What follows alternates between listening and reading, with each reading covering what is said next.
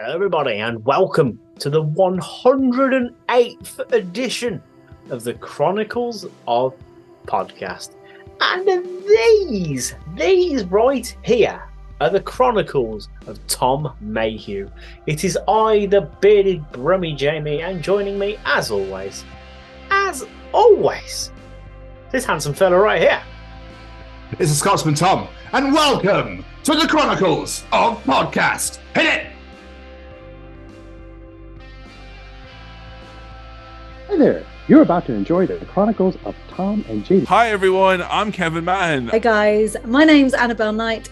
Hello, this is Becky Baldwin. Hello, I'm Chesney. Hey, what's up everyone? This is Braden from Say We Can Fly. Hello, I'm Tom Mayhew, a stand-up comedian and writer, and this is the Chronicles of Podcast with Tom and Jamie, and it's a really good episode. Oh, you're going to have a great time, especially if you like building.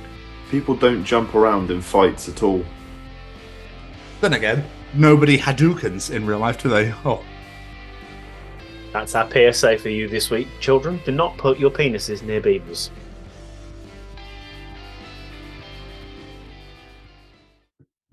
This week, we are joined by Tom Mayhew. Stop eating avocados.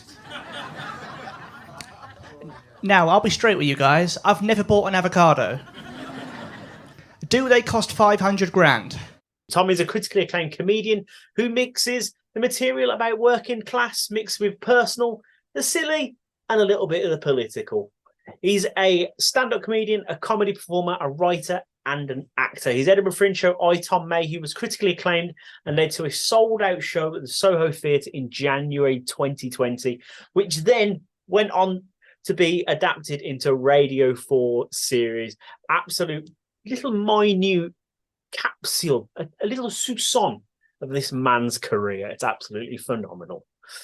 Yeah, this is a good conversation. It's quite mental, with going to cement school, wanting to be Dizzy from Bob the Builder, to then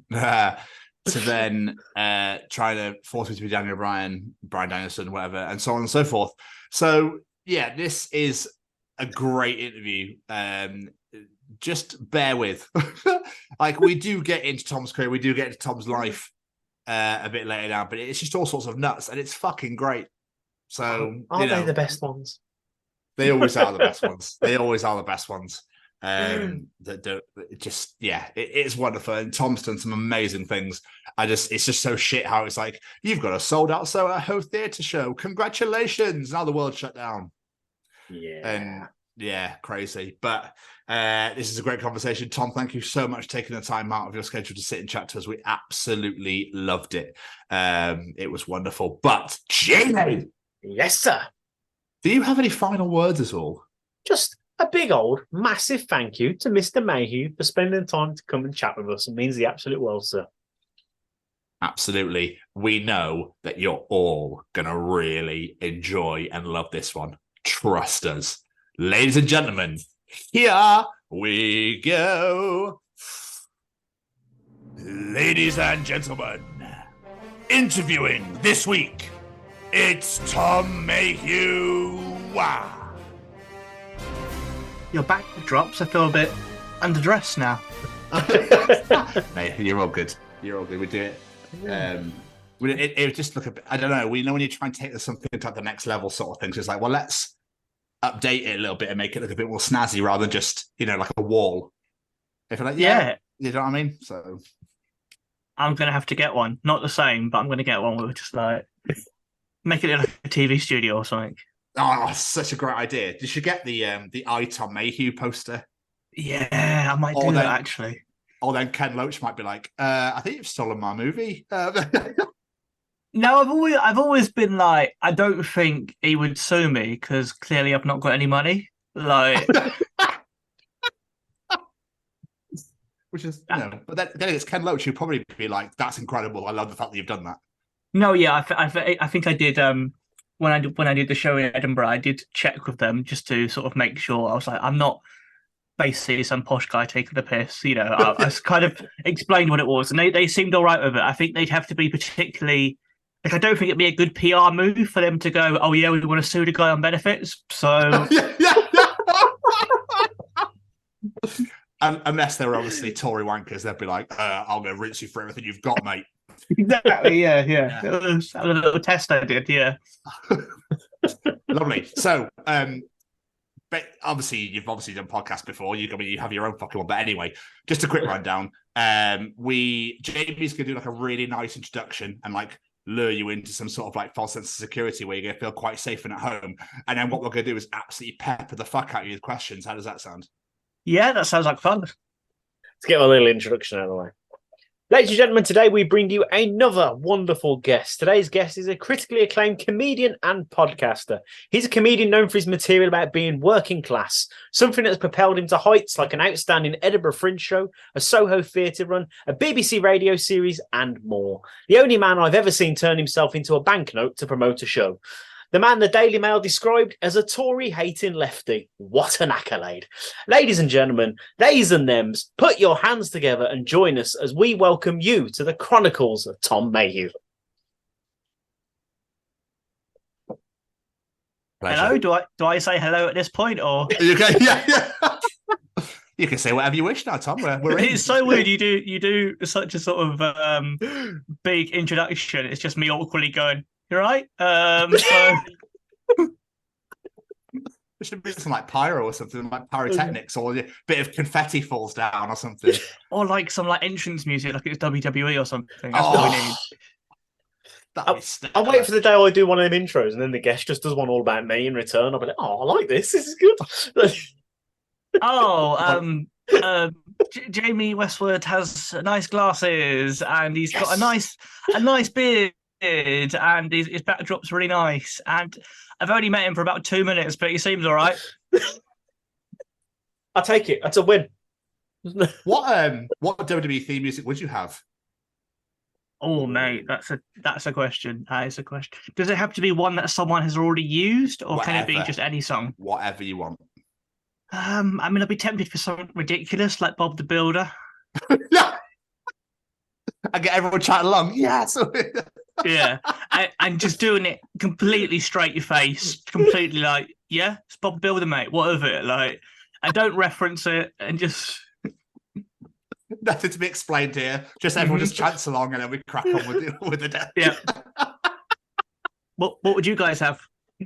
Oh, I mean, Daniel Bryan's been like my hero for years and years. So you've got a look of Daniel Bryan about you. Oh, the Usos. When I met the Usos in 2015, Tommy looked like Bray Wyatt. I was like, really? But there we are. No, I think you've got the beard. You've got the beard, I'd say. Yeah, it's because I mimic him. That's the only reason I grew it so long. Was like that's what I'm going for. So I'd probably, but he's been using the Final Countdown AEW, so I'd probably go with that. Mm-hmm. Too much choice out there, isn't there? But it's me. I'm a huge Kiss fan. I'd probably just have Rock and Roll All Night by Kiss, because why not? It's going to represent me, so that'll do. I mean, thinking about it, I like the idea of there being a wrestler whose entrance music is just like their Spotify on shuffle. It's so good. And you got that random embarrassing one, that guilty pleasure. We're going, oh shit, forward. Oh no, people know I listen to Westlife now. God. Coming down to the ring by You're Beautiful by James Blunt.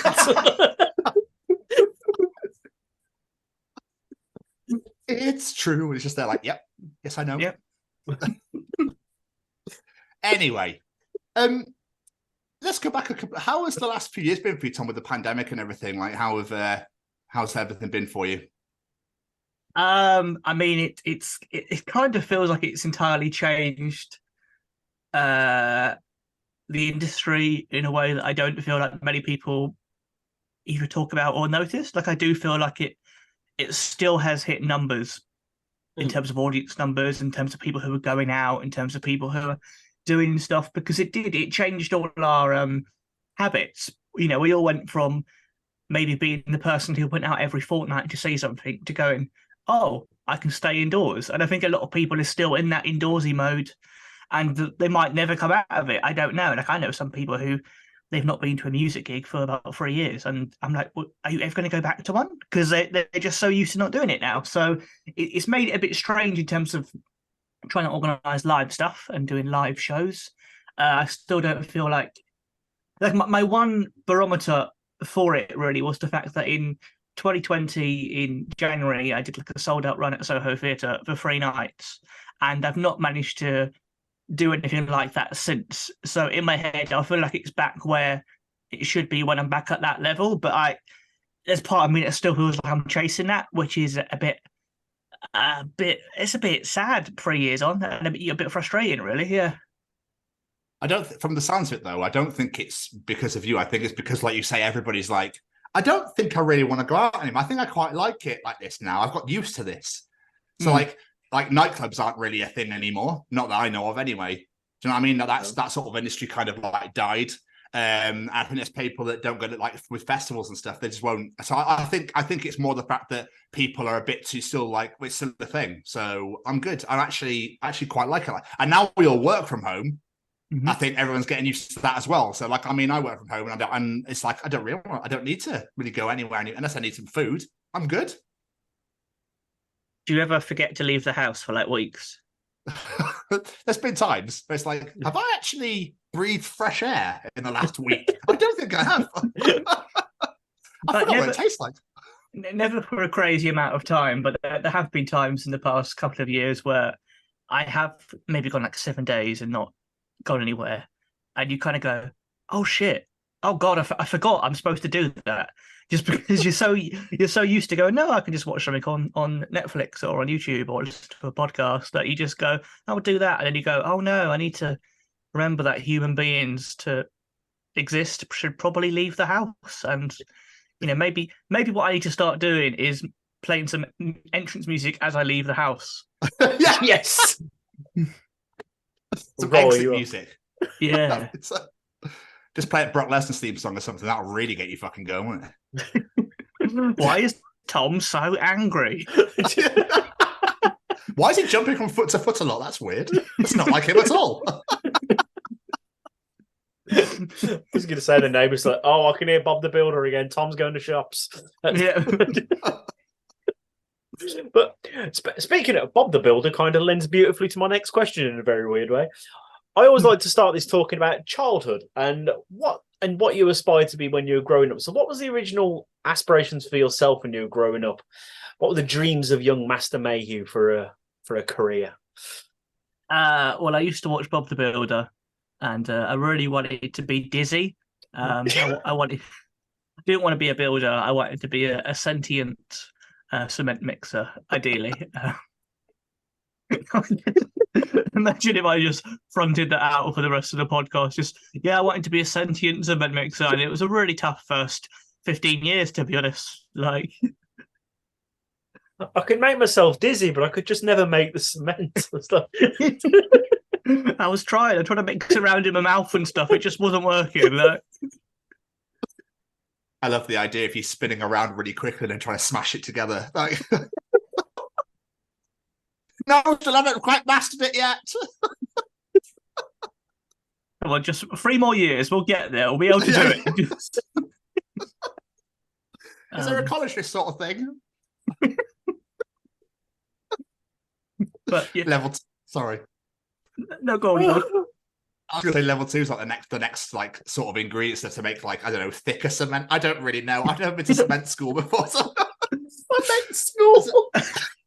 I don't think anyone's been to cement school. I think that's the truth there. We should start one. Fuck it. Oh. Mate, I'll be the first one signing up. I'll be straight there. Now, finally, my place. When you use the shovel, make sure you spread evenly and then bring back towards you in a nice smooth motion. Oh, you could be the teacher. You're good at this. Yeah. No.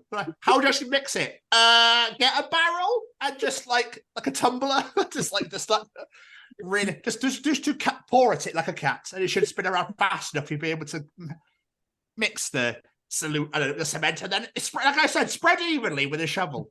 I don't know where I'm going with this, Tom, to be honest with you. I think I should have left that alone about 5 minutes ago. No, I think you should have dug as deep as you could into it. I think it's fine.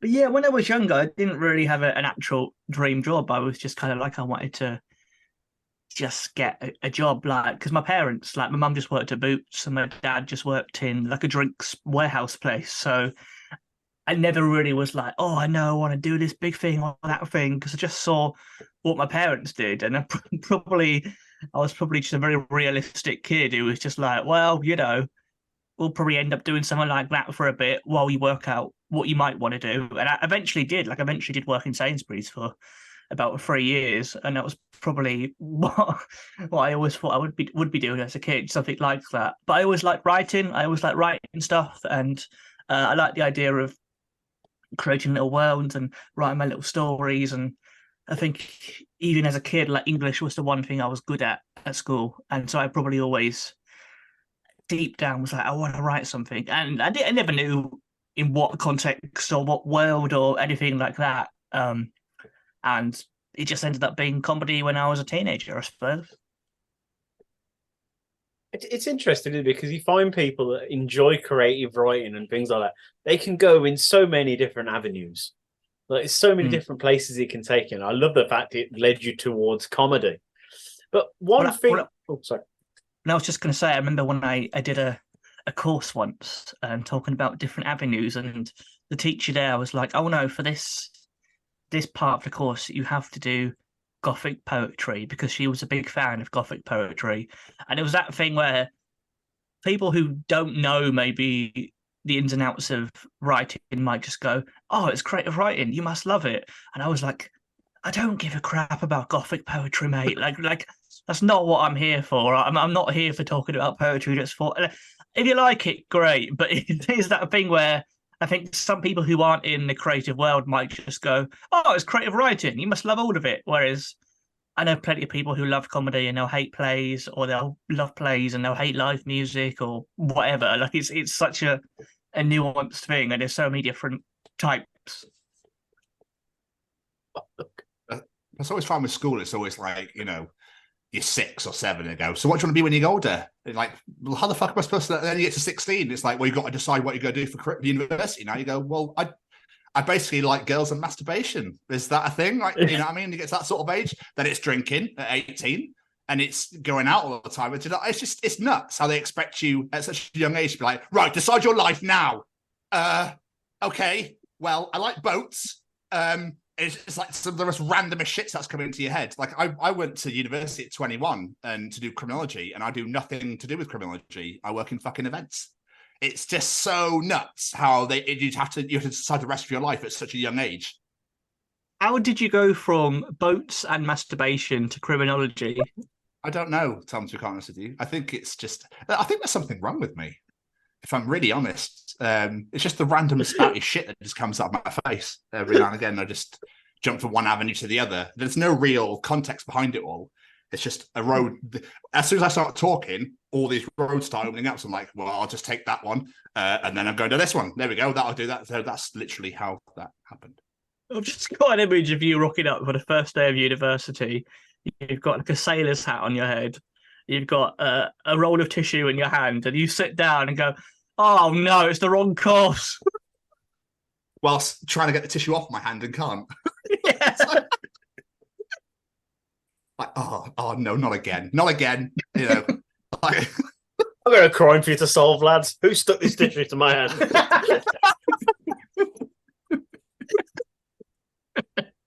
Turns out it was me. Anyway, so where did the love of comedy come from then? Is it always, is there anybody that you saw when you were younger that you aspired to be, like, any influences in any way?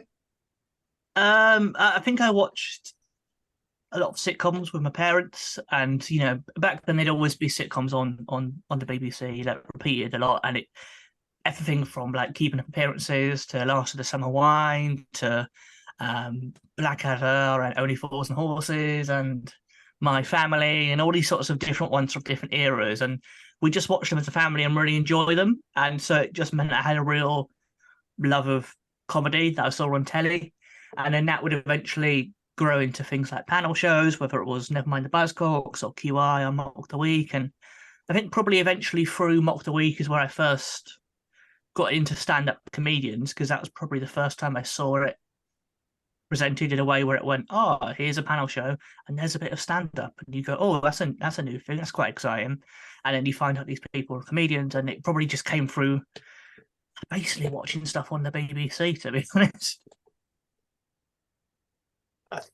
Was there ever a desire to learn to be an actor, to be in sitcoms, or was it always stand-up?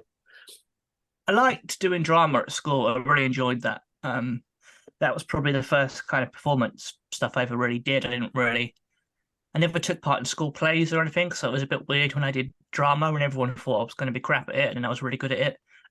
So I enjoyed that, and I liked that aspect of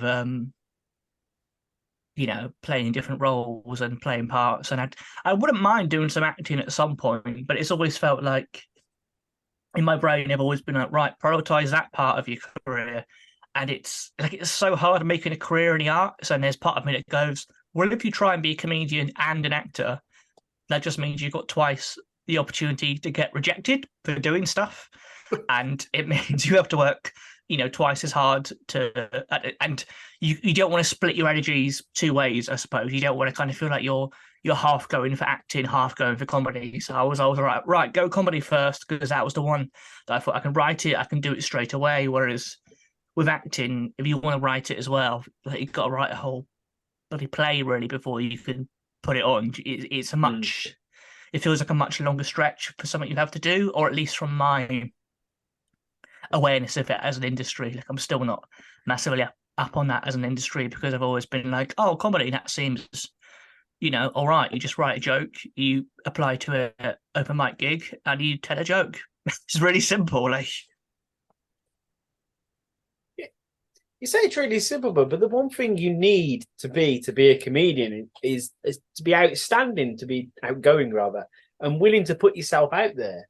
Were you always like this? Or was being out like an outgoing child, or was this something you sort of had to learn to be in order to follow the stream of being a comedian? I was very quiet and very shy as a kid. I was the quiet kid at school. Like, I remember when I was about 16 doing sixth form, and someone asked me a question in business studies, and I answered, and they went, oh, you can talk. Like, really sort of quite mean and quite pointed, because I was just so quiet. I was just focused on getting good grades. I didn't really care about being cool or hanging out with people. I was like, no, I just want to go to school, get good grades, and then get a good job, really. That was my main aim. So I did have to really teach myself to be good at performing and good at just speaking to people. Like, it wasn't something that really came naturally to me. But I mean, it's strange, because I feel like, but when I'm in a conversation, that bit comes quite naturally to me. Like, I know how to speak to people, I know how to sort of read people. But the initial stage of it, like, I wasn't very good at the introductions or putting myself in those places or put myself out there. And that's something I probably had to learn in my sort of late teens and my early 20s when I was trying to get into stand-up. I feel that one. I still feel that one to this day. Oh, mate, no, I mean, I should say, I still have times where I really struggle with some things. I've so many times where I sort of say to my girlfriend, like, can you help me send this email, because I'm quite scared? And she's just like, it's just an email, mate. And I'm like, yeah, but what if they say you're an idiot? And it's like, I've never had any email calling me an idiot, but you do still have that thing, where, you do need to build yourself up and go, no, I should speak to that person, because it is, especially when you're working in, different creative avenues, it basically feels like someone could reject your entire personality and just basically go, no, we don't want you. And that's not that's not something you really have when you're at Sainsbury's, really. You just work, you do your job, and it's fine. You never have someone going, no, we don't want you, in the same way. It is always a risk when you put yourself out there. Absolutely. God, Jim. I was going to say, for me, it's phones. If my phone rings and I don't know that number that's phoning me, I'll just throw it across the room, like, no, and run away. Like, someone tells me to make a phone call. No. That's the thing. I know a lot of people who have real things with phone calls, and I get that. For ages when I was a teenager, I wouldn't answer the phone, and I don't know what that is. I think it's because you can't see them. Maybe that's what it is, because you don't know who they are. You can't see them, and so Like, are you better with reading people's facial expressions? Is that part of it, or? Yeah, I can talk better in person. Once like I was saying before, once that introduction's been done and I'm talking to someone, I am fine. But how would you feel if I turned my video off now? So there we go. I'm still here. It's weird now. Do you not like it now? No, come back. Oh God, he's sweating. Oh my God. Okay. This is not time for a sociological experiment, Tom. No, that failed, that experiment.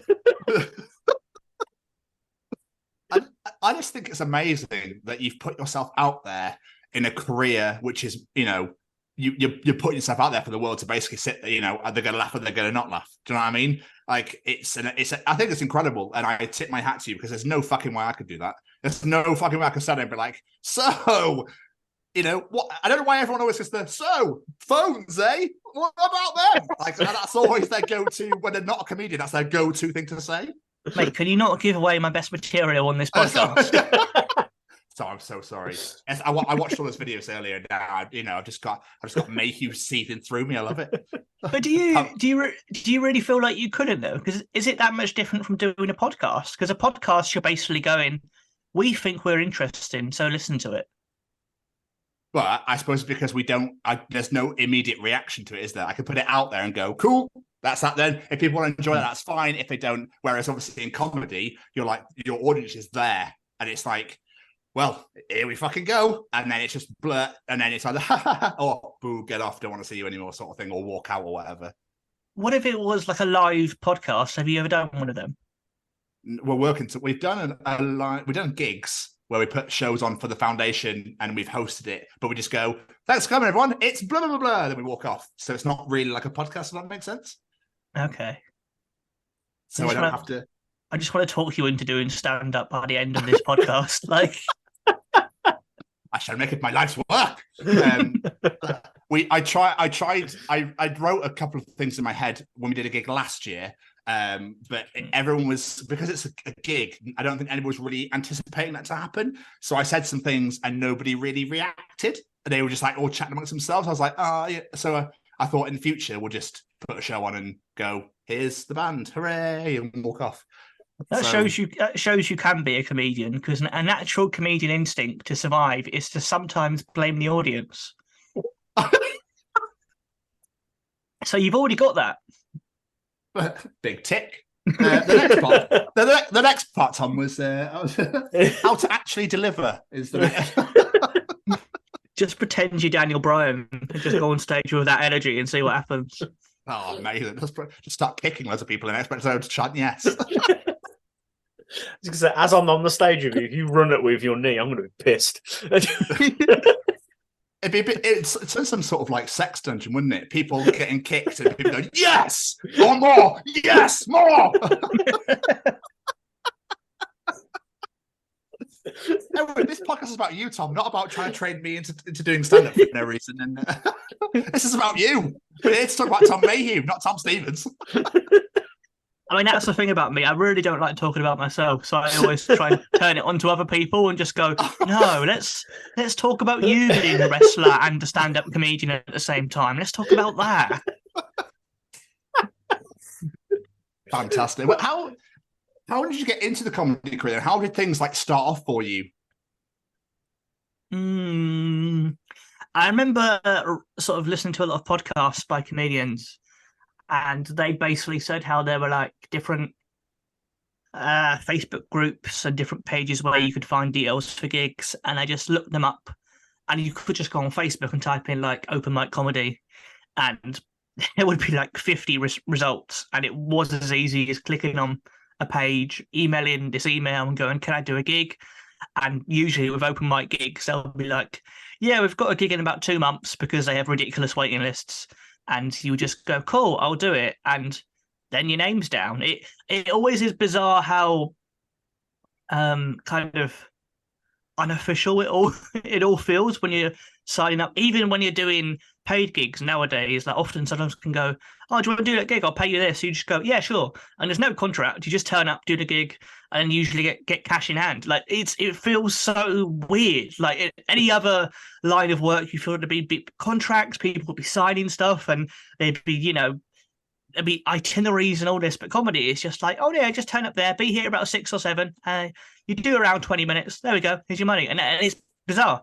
So it's really kind of easy to get into. I mean, I'm not saying you should definitely do it in your Daniel Bryan character, but I'm just saying if you wanted to do that, just Facebook search and open mic comedy. You can find a place. I'm sure we'll get somewhere where you can do King Gong, do like a gong show in character as Daniel Bryan, and threaten them with chairs and just see what happens. They're not going to gong you off if you've got a metal chair in your hand. So that's just very true. And I have lots of flames. Get trunks with flames on, knee pads with flames on, and boots with flames on. That'd be. You get that really shitty shirt you used to wear when you're a 15-year-old kid with all the flames on it and the dragons. Do you remember them? Yes, everyone had them. Yeah. They were always bright red. For some reason, the bright red shirt out of there with silver dragons on there, flames at the bottom. Yeah, because red and orange goes so well together. I mean, look. Yeah. You're still rocking it to this day. It's appreciated. I've actually I was going to say, when you talk about how unofficial all these gigs are, I can imagine it's all like really underhand, under the table, sort of like back alley type shit. Yeah, Tom, I've got money for you. For the gig you did. Yeah. It's like, down the back alley, so like, you got some cigarettes. I mean, you're not far off, to be honest, mate. Some of the gigs are. Some of the open mic gigs might be like that, definitely. But it depends what gigs you do, I suppose. At what point did you go, okay, I'm doing these open mic nights, I'm enjoying this, to I would like to do this as a career. I'm going to go put on an Edinburgh show and whatnot. What was that moment that you went, I want to put all my attention into this? Was it like an epiphany, or was it something that just sort of happened? No, I think I kind of knew I wanted to do it as a career before I even did any gigs. I kind of knew that, I'd really love to do this, and I'd love to do it long term and make myself good at it and get a career out of this. I think if I didn't want to do it as a career, I probably wouldn't have done it. I would have just thought, that seems really anxiety inducing. Why would I do that if I don't want to have a big sort of aim or goal? So I kind of feel like I wanted to do it as a career since I decided to do it. I probably didn't start approaching it professionally until about 2014. That's when I first kind of would have started gigging regularly and being like, right, okay, we've got to try and do 3 or 4 gigs a week, and you've got to try and gig in all these places and gig in these little clubs, and try and approach it in a way like that, where you do try and basically tick off things that you see as career progression, whether it's doing a certain gig or gigging in a certain city or doing a Brighton Fringe show or Edinburgh Fringe show or whatever. And that was probably 2014 when I started doing that. Can you actually remember your first ever show that you did? Yeah, my first gig. It was above a pub. It was like a Laughing Horse New Act of the Year competition, and I was like, I'm a new act because I've not done a single gig. What I didn't realise is that new act can mean you've been gigging for 7 years. But I was just like, I must be new. It's my first gig. So I did this gig, and it was like a 5-minute set. And the MC was a man from Iceland called Snorri, and he was very nice and very friendly.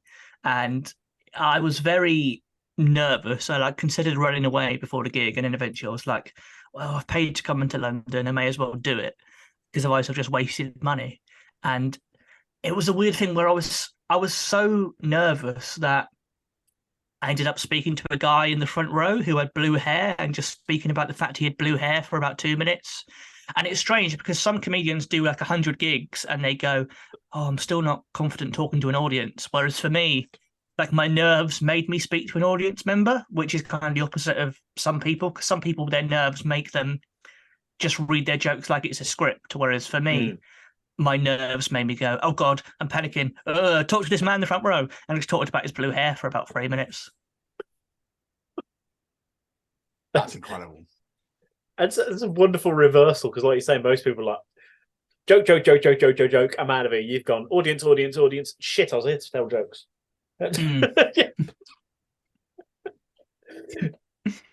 But obviously, you're most... Go on, sorry. No, go ahead. I was just going to say, how do you come up with your act? Because obviously you base your act around, obviously, poverty and how fucking shit the UK is right now and everything else. Like, how would you decide that this is what I want to base my act around? This is what I want to base my jokes over? I guess it's partly just talking about what you know, to be honest. Like literally, the Radio 4 series, the first one I did, and the sort of the show that was written in 2019 was about me just sort of leaving school and finding myself signing on for a number of years, and how annoying and frustrating that was. And then I saw in the media, oh, there's no one really talking about this. And I was like, right, well, I'm going to talk about it and write jokes about it, because that's how you get people to talk about these things. And it just felt like it was quite an important thing to do. I think especially because from, my experience and the experience of many other people of my generation or other people I knew who have signed on in the past 13 years of, austerity and the Tories being in charge, have all found it a very similar kind of soul-destroying experience. And I was like, well, I should probably write a show about this and sort of take the mickey out of that experience a bit to try and get... Like, I think a lot of great art sort of comes from when you try and get something good out of a really crap moment, and then you try and make something positive out of it. And I think that's what I try and do with my life. Like, I try and always just think, okay, if that's a bad thing, we can turn it into something good. And then instead of looking back and going, oh, that was a really crap time of my life, I can look back and go, oh, that helped me write a really good show. And then that's like a nice way of kind of reversing it in your head and going, okay, that's really cool. It's almost part like the cathartic nature of writing about it, but also just kind of going, I've not seen anyone else do this, and I really want to do it. And I think if you're trying to make new stuff, new art, you want to write about stuff that's interesting, that's new, that's different. You don't want to be the 50th person who has a 10-minute set about Tinder, because I don't see the point of that. It's a great point, though. Yeah, it's so valid, especially with how absolutely fucking dreadful everything is. It's almost like it writes itself in a way, because the Tories just go, this spout this bullshit. You go, wonderful, thank you so much. Any more, Rishi? Any more? Oh, wonderful. Do you know what I mean? Fucking pricks. Sorry. So it makes me so angry with the way that that this is allowed to happen. That this is allowed to be a thing. There's allowed to be a party that. Sorry to get political. Again, going down that road again. That basically goes, fuck the poor. No one likes them. Let's make them all eat turkey out on the fucking, bring out your dead and all that bullshit with the fucking carts everywhere. People like dumping them in and they're throwing like their waste on you and shit like that. Like, that's what they want. That's what they really want. So they can sit there and just wank each other all off. Like, look at all the poor people eating mud outside. Oh, how we laugh. Look at our massive fucking 50-meter long table full of food that we're not even going to eat because it's just funny to have it there. Sorry. Oh, sorry, Tom. Yeah, it's just why so literally it's like more police, more. It's almost like I don't want them to fucking win next year, but you kind of want them to, so you go, lovely, more material, thank you so much. I mean, luckily, I don't think that Keir Starmer is going to be the radical left-wing solution that we need, so I should be fine. Yeah, that's true. I think Keir Starmer is going to be more of the same, but slightly less of a dickhead, but still a dickhead. So, I don't think it's going to radically... Because at the moment, I need to turn to the bloody politics podcast, but, at the moment, it's literally, Rishi going, I hate trans people, and Starmer going, I also hate trans people. And you go, wow, what a great choice we've got between these two dickheads. Fantastic. It's just so... I'm not hopeful that... for my career, it's fine. for society as a whole, it's not going to be what we need. But at the very least, it means I can keep doing the kind of comedy I do. I suppose. Swings and roundabouts. It is so fucking random. What can we pick on? People in boats. Let's just pick on them. The LGBTQ community. Let's pick on them. Fuck. Anyone else? Is there anyone else we can pick on? Women and children. Should we pick on them? I don't know anymore. It's literally, it's just garbage that falls out their face literally all the time. And, the world is fucked. So fucked. It's unbelievable. Anyway. Sorry. You are, but yeah, I think Starmer's literally taking Christian's fucking name as Captain Charisma, like literally. Like, fucking hell. I mean, he's so boring as well. I know everyone has said it, but it's just like there's nothing to him. Like, at least, I wasn't a fan of Tony Blair, but at least there was a bit of charisma or something there. Like, whereas I just feel like I've never seen Starmer. He's a man who, I've never seen a man who has kids who manages to give off such boring virgin energy. Yeah. He's like Coke Zero. Yeah, he really is. Oh. Yeah. Sorry. How do you go about writing your material though? Is there a process for it? Is it like, I don't know, you hear something in the news, you're like, oi, voice note while you're walking down the road, or is it run a hot bath, light some candles, have a bit of reflection time? Like, what is the process for you writing your material? I mean, I kind of is close to the first one really, and I do. I mean, similar to literally the rant we just had, in that I kind of think of things that annoy me and go, why does that annoy me? Okay, how can I write about that in a funny way that turns that annoyance on its head? So, like, the annoyance could be, for example, the ridiculous rise in transphobia in the right-wing media. And so then I go, okay, I'm going to write some material that's going, isn't this ridiculous because X, Y, Z? And he writes some jokes about how ludicrous it is and how silly it is. And so it kind of always comes from a place of, I don't know, I guess, frustration about sort of negative stereotypes and propaganda, really, where I just feel like there's so much crap that's spouted by a lot of these people from these media firms, and you just go, well, I disagree with that, so I'm going to write some comedy that expresses that while also highlighting how absurd that is. And it's usually quite easy to highlight how absurd it is because these people are just idiots who've just jumped on the next big topic and gone, oh, that's made me angry. I don't really know why, but we're all saying it makes us angry, and they've not actually thought about it, and so their opinions are just utterly ludicrous and ill thought out. And you're like, okay, I can probably take the piss out of this. It's like the Trump DeSantis method, isn't it? Just say everything's woke for no reason, even though you don't have a fucking clue what that is.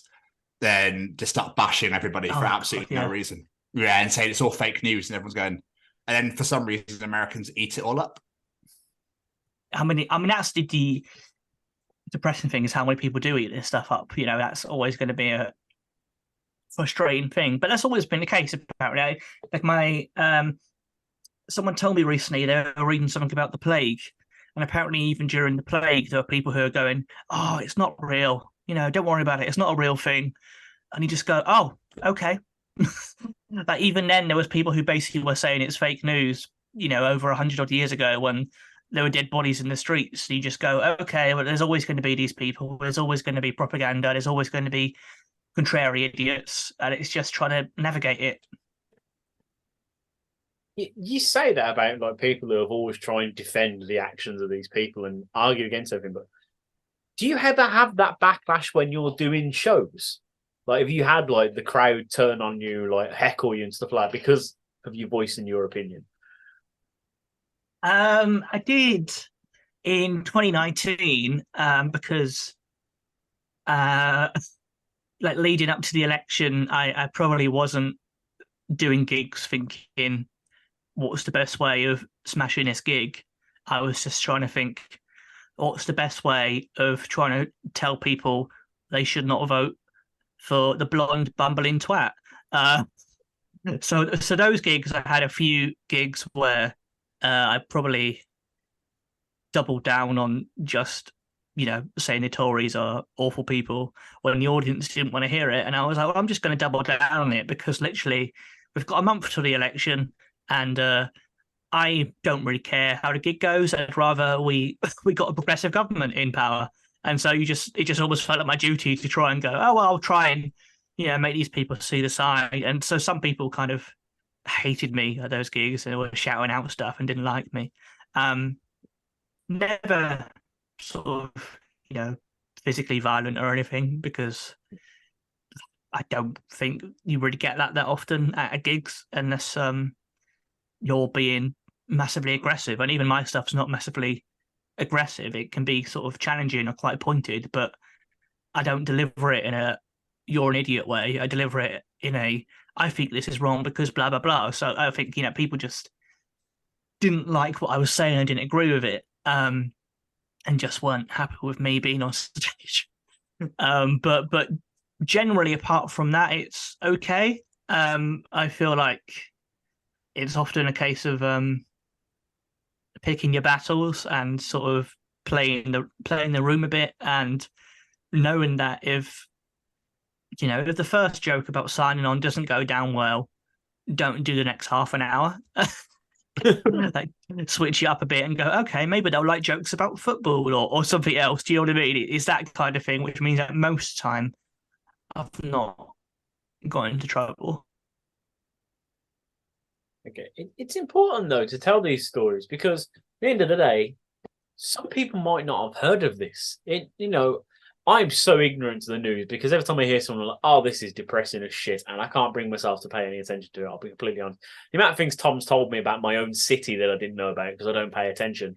But like, just one of the clips of yours I saw talking about Carol at the job centre. I was like, I've been there. I've signed on. I know of Carol. I've dealt with a Carol.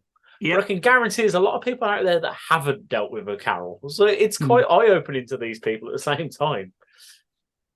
Yeah, no, and I think that's the one of the main reasons for sort of writing this and doing this kind of comedy, because you want people to know your story and your experiences, and to sort of empathize with that, and to see how like frustrating the kind of behind the scenes stuff is when you're just literally trying to get 60 quid a week so you can afford food, and how many sort of hoops you have to jump through. And it's kind of mad, all the crap that they kind of make people do, and not just for people who are job seekers, people who are, they're ill, they're on PIP, and they still have to prove they're ill. And you're a bit like, mate, like, why are we not trusting doctors anymore? When did that stop happening? And it's kind of insane. Like, my dad's on PIP, and he has to kind of, once a year they say to him, "Oh, you're still ill?" And he goes, "Yeah, I'm going to be ill till I'm dead. So why do you have to keep asking him once a year?" It's kind of it's insane. Do you know what I mean? And so it's that ridiculous thing where if people don't know about it, it's not going to change. So I guess part of it maybe comes from, it's partly sort of going, I want to write about my stuff and sort of want to tell my story, but also a sort of deep hope of maybe if we all talk about these stories, eventually stuff will change and it will get better. Whether it will in our lifetimes, who bloody knows? But at least we can say we tried. Yeah, and that's what I find most admirable, massively, about it. It's like you've not been backing down to the people that are like, "Well, actually, I think you're wrong." It's like, okay, well, and that's fine, and that's okay. But then they don't even like that, and you're like, well. No. It's nuts to me why people want to. Do you know what I mean? But you are right. There's hardly any political sort of comedy out there, especially with the stuff that you're talking about. But you mentioned the PIP thing then. Sorry about your dad, by the way. That's a really shitty thing. Like you'd have like no arms or legs, and they'd still check it every year. Have you still not got any limbs? Like, yeah, no, still. I've actually lost more of my torso now. I mean, did you want to know about that? Or like it's literally. It's insane. Yeah, it's like actually... the comedian Francesca Martinez has got a bit about how she's on PIP, and once a year they go like, "Oh, so have you still got cerebral palsy?" And she's like, "Yeah, I've still got that. Yeah, like it's because of course you have. Literally, like she's had it for quite a while. Do you know what I mean?" And the fact they have to check that is utterly insane. Like they're like, "Has that got better?" No. What do you mean? Has it? Do you not know how disabilities work? You wouldn't go up to someone in a wheelchair and go, "Oh, how are your legs, mate?" But that is literally what the PIP system's doing. It's absolutely absurd. It's them going, "Are you still blind at the moment? Just for the form. I just need to write if you're still." So it's absolutely insane. It's insane. It is absolutely batshit. I don't understand. Go on, Joe. Let's say next thing you know, they're going to start testing them. They'll go up to blind people, start waving in their faces. They're like, "Yeah, you passed the test. You're definitely still blind." All right. I mean, that's the thing. I think there's some sort of like dark satirical comedy you can make out of these situations because they are just so absurd. But it's like but that's all it should be. It should be, a part in a episode of Black Mirror or something. It shouldn't be people's experience, because it's just so frustrating for people just to go, yes, mate, I am still in a wheelchair or whatever it is, because it's insane. Absolutely batshit. Because they haven't got enough billions as it is. But Susan, like you say, with her no limbs, that she's taken like £1.50 or whatever it is, just peanuts compared to what they've got. It's nuts. That's the thing, and again, I almost forget to say it occasionally, but if you're on like Job Seekers or you're on PIP, then you might be living off about £3,000 a year. That's it. You're not taking tons of money off people. You're not the reason there's potholes in the street or the reason that, the food's gone up. Literally, you're on £3,000 a year. You're not living this great life. You're just scraping by, and it's ridiculous people have to fight just for the bare minimum. When it's like, it's not much, £3,000 a year in the grand scheme of things. I've heard there's some people who earn a bit more than that. So maybe we should talk about them. Wow. Anyway. If you want to hear loads of jokes about that, I've got a Radio 4 series where there's loads of really good jokes about it. So go listen to that. It's on my YouTube, it's on BBC Sounds, and enjoy them. So what's really nuts is I was literally about to say you adapt the show and you've got Tom Mayhew is Benefit Scum on BBC Radio 4. Yeah. What? How did the radio sort of thing come about? Is it something you pitched, or did they ask you to do it? I did my Edinburgh show at the Soho Theatre, and a Radio 4 producer came to the Soho Theatre to see the show. He really liked it and was like, we should pitch this for a Radio 4 series. Then off the back of, he did the show in Edinburgh. It went well in Edinburgh. It transferred to the Soho Theatre. Off the back of Soho Theatre, the producer pitched it to Radio 4, and they said, yes, it sounds really good. Let's make it into a series. And then that went well enough that we got a second series the year after. It kind of was just pitched off the back of the live show doing really well. I mean, I think that's the thing about a lot of Radio 4 comedy stuff, is that it is just, it's rooted in either sketch or stand-up. And so if you can prove, okay, here's a piece of work that works over an hour, it's very easy for them to go, okay, we can see how this would work on radio, because it often can just be literally lifting it from one medium to the other. Absolutely. Did you, when you were going into writing that Tom Mayhew show, though, the way this snowballed into all these different things, did you go in there with the plan of let's try and make this into something else, or is it just like, what the fuck happened here? I just went on stage and now all this is happening. I remember working on it.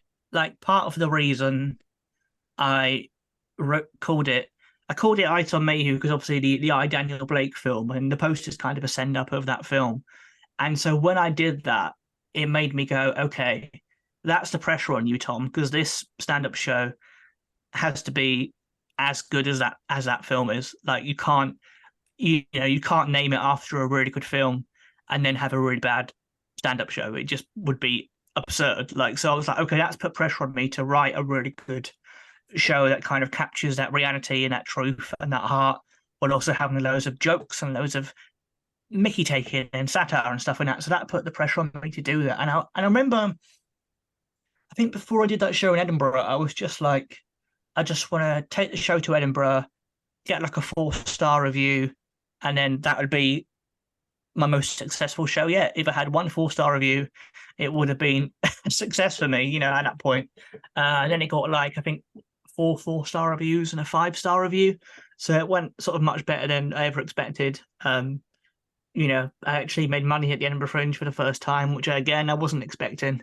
But I kind of, I knew I wanted it to be a bit of a statement show. I feel like, given it that title and that poster and that subject matter, I knew that I want this to go well. I want people to notice this. But, I think I didn't expect it to go as well as it did. I think before Edinburgh, I was saying to my partner, she directed the show, and I sort of said to her, if it gets, a 4-star review and then either like a day at Soho Theatre or a one-off Radio 4 episode. That'd be great. And then eventually it got really good reviews. It got 3 days at Soho Theatre, which sold out, and then 2 series on Radio 4. Like, I wasn't expecting that whatsoever. I mean, frankly, I probably wasn't expecting that partly because of the subject matter. I was just so used to things being crap, and going, it's a story of me really struggling, not having much money and being ignored. You kind of expect it just to be ignored again.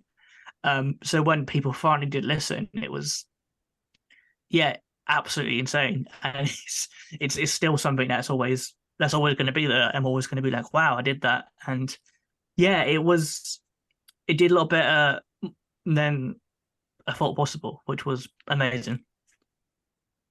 Was there a lot of hype going into these shows? Obviously, I know a lot of comedians do like preview shows before they take it to Edinburgh and whatnot. So did you go into Edinburgh with a lot of steam behind you, or was it at Edinburgh where it sort of all happened? I think Edinburgh is mainly where it happened. I had a few sort of decent reviews of previews and people saying nice things on social media after previews. And, I kind of did some clever social media stuff. Like I sent letters out to like every Labour MP telling them about the show, and kind of posted a picture of the envelopes on social media. So it showed that I was writing something that's got a point to it, that made a few people go, oh, okay, this is different from most Fringe shows. This guy's got a point. He's got something to say. So I had a few social media things that I'd kind of done myself, but I wasn't on any of the sort of shows you must see kind of list. I wasn't one of the, 50 comedians due to make a splash at Edinburgh. I didn't have an agent. I didn't have PR. So it was just a lot of, I think, word of mouth in Edinburgh, which is such a big thing up there, and such a incredible thing, I think, in Edinburgh, where you can sort of take a show and, it probably happens to one in every 500 shows, in that you can take it and it can grow through word of mouth, and you can start the month with everyone going, who's that? And then by the end of the month, people go, oh yeah, that person did that show. And that's the only place that can happen in Edinburgh, I think. It's crazy.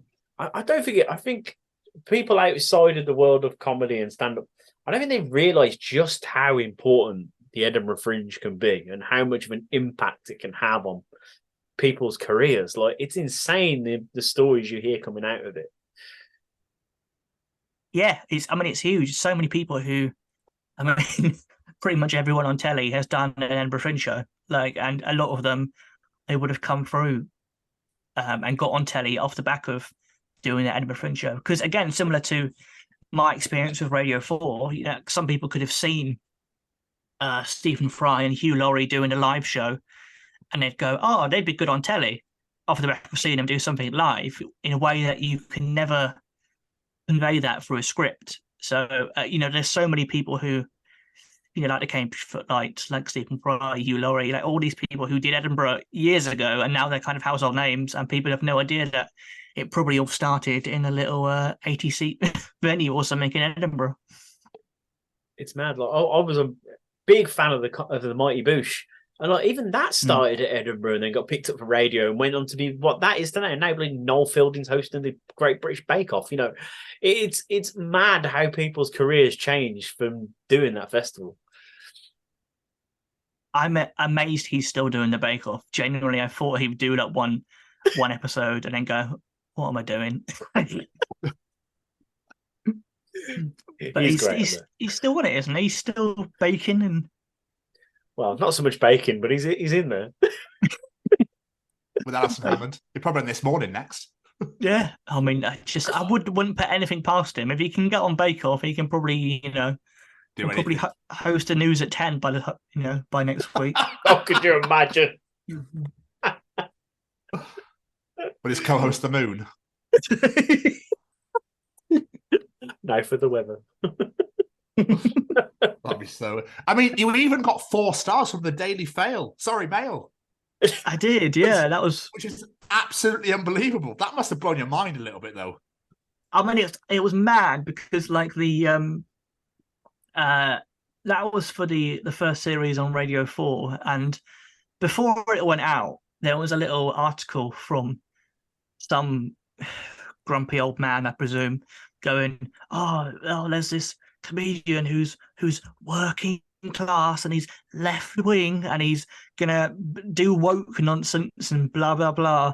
And then when it came out, the Daily Mail gave me 4 stars. So now it just means that I can legit put on a poster just Tory hating lefty 4 stars, Daily Mail. Fuck that guy. But it was mad. It was like he's not even heard it, and he was like, "Oh, I bet it'll be another Brexit bashing lefty." And I was like, "Mate, I think I mentioned Brexit maybe once in the series, and that was to say my grandma voted Brexit, but I still love her." And I was like, "Oh, what a hateful left-wing monster I am!" Like, fucking. Oh. But obviously, the Radio 4 show did incredibly well for you to get that second season. What point did you think this is going well? Like this could keep going? Did something happen, or was it? What was it? I don't know really, because I think radio is such a strange thing, like similar to, all audio stuff like podcasts, in that you don't know how people respond to it or how people react to it. Like all you really know is you put it out, you have a few people tweeting or messaging to say I enjoyed that, and then that's kind of that, and you're just like, okay, was that good? Was that bad? Like there's no kind of barometer. I have no idea how many people listened to it live or how many people listened on catch up. I'm just like, okay, well, I worked hard on it. I think it was good. And then they were like, "Oh, we want a second series." And I was like, okay, well, it must have been good then. So I'll take that.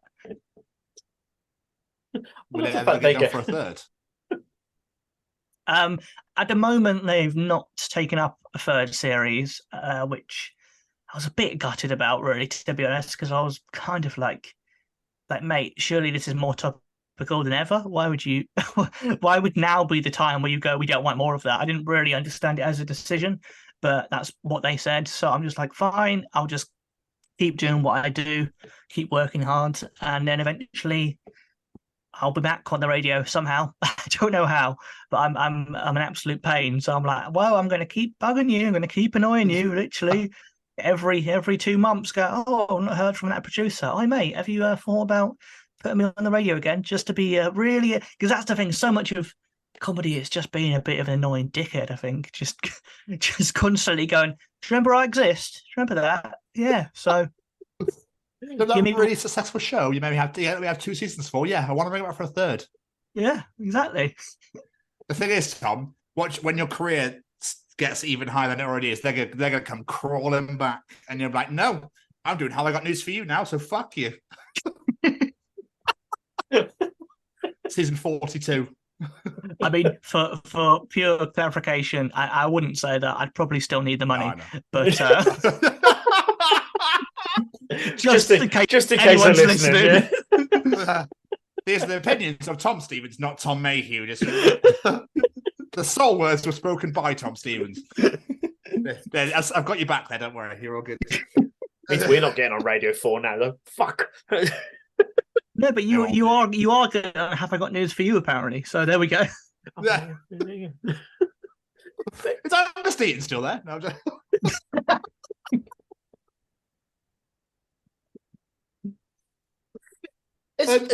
He left like 23 years ago or something. When did he go? Oh, it was early 2000s, wasn't it? Yeah, I think so. He went. Well, yeah, like Ian Hislop's still there, and is Paul Merton still there? Mm-hmm. Yep. Wow, that's longevity. That's amazing that show has gone on for so long. Anyway, you had a show called Trash Rich last year. Am I correct? Yes, at the Edinburgh Fringe. Yes. Yes. How did that go? What was that all about? Now, I mean, that was all about literally society right now and the cost of living crisis and how it feels like a very kind of, I don't know. I just it was kind of about how I think society nowadays just comes up with new names to explain the fact there's inequality. So you have like the recession, then you have austerity, then you have the credit crunch, then you have the cost of living crisis. And I'm like, how many new names are you going to come up with before you go, oh, actually, maybe there's real problems with society that are causing deep divisions in the country, and maybe we should look at that and not just keep saying, oh no, there's this new branded thing, because it's just like really bizarre in my head. They just go, oh yeah, there's a spenny penny problem now, so everyone's struggling because of the spenny penny problem. And you're like, what does that mean? And they're like, oh, it's the spenny penny problem. Do you know what I mean? It's just happened. So you're not going to eat today. And you go, oh, fair enough, mate. All right. But that guy is in a mansion. They go, yeah, but he's also feeling the spenny penny problem. Like he's had to, empty his swimming pool for a day. So you go, oh, fair enough, mate. So it was kind of about my frustrations about the cost of living crisis and the depictions of all that nonsense, I suppose. I've never ever thought of it that way. I've never gone, oh yeah, the recession, the fact there's new names for it every fucking day is insane. But I'm pleased they didn't call it like Platty Jubs or the Cosy Livy cry or any bollocks like that. Yeah, like any bullshit like that. But still, this drip down thing now that they started spouting about, drip down economics or something, where if you put it in at the top, nothing falls out. So we keep it all and you're all fucked. That's been a thing for years, the idea of trickle down economics, the idea that, and it's, what was it that I think I saw someone recently say something about how, I found £10 on the street, but I didn't give it to a homeless person. I just went and gave it to my neighbour who lives in a mansion because it'll get to the homeless person eventually. And you're just That's what I love about these things. They go out there making it sound like they know what they're talking about. And then the idiots are like, yeah, he's right, it's going to work. And then someone will come along and explain it exactly like that. And they go, yeah, they're fucking idiots. Like, why do they expect us to believe this bollocks? Like, it makes no sense whatsoever. Absolutely mad. Absolutely mad. But you've written for the news quiz and news check as well. Yes. Is it strange writing stuff for other people, for other shows that you're not directly involved in? It is. It's a different kind of muscle in your brain, because when you're writing, well, at least my stand-up, it's always from a very kind of personal perspective and from my point of view and my experiences. Whereas the news quiz, it's just like, what's the news this week? Okay, how can we write a funny joke about Theresa May or whatever it is? It is just literally looking at what's topical and trying to go, how can we make it funny? And so it's different, but I do enjoy it because it feels like it's just like, I don't know, it's like when you're so used to playing football and you really love football, and then you play a bit of hockey and you don't enjoy hockey as much as football, but you go, oh, I like the difference, I like the change. It's that kind of, I don't know why I can of those things. I've not played hockey since I did PE at school, but do you know what I mean? It's that kind of thing where when they switch it up and you go, oh, it's something different. So it's like that, where it's not what I naturally do when I write, but I still enjoy it, and I enjoy sort of the pushing myself in that direction and getting myself to think of things in different ways. I love that. And it's always really exciting when you hear your name on the radio. Like, I still have that thing where even if it's just my name credited at the end of a show, I'm still just like, that's what it's about. That's what you wanted since you were a teenager. So that's always just like, yeah. I love it. I love that you keep writing, you keep him busy, and you always working. Like Tom just mentioned, they're trash rich, but you've also got This Time Next Year We'll Be Millionaires. Yeah, that was this year's show. Yeah. Did I read you were basically trying to sell things out of a suitcase or something? Yes, yeah, that's what I was doing in that show. I was trying to make £1 million within an hour by selling things. Okay. It didn't work, spoiler alert. But it was good fun. It was good fun. It was just kind of like literally it was strange, because some days there'd be loads of people who wanted to buy stuff, and other days you could tell people were just like, well, okay, we've already bought a ticket. Do we have to actually buy anything? But most of the time, it was just very silly and very fun. And I was always like, you don't have to actually buy anything because, some of this is a narrative device. It's okay. You don't have to buy.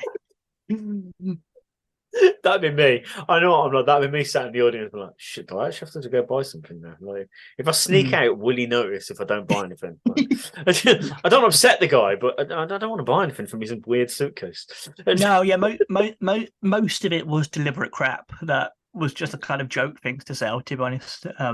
But it was good fun. I can imagine you sat there being like, "Oh, Tom, I bought them polos off you, the half-eaten pack. Yeah, 20 quid. Do you mind if I get that back? Is that all right?"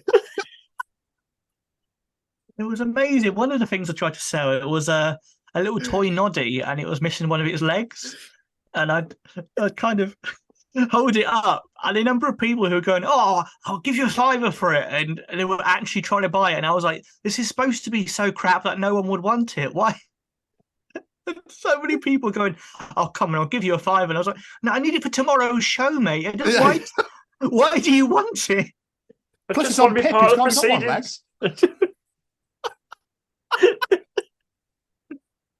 He's got a thing about every one leg, so I can't let him go.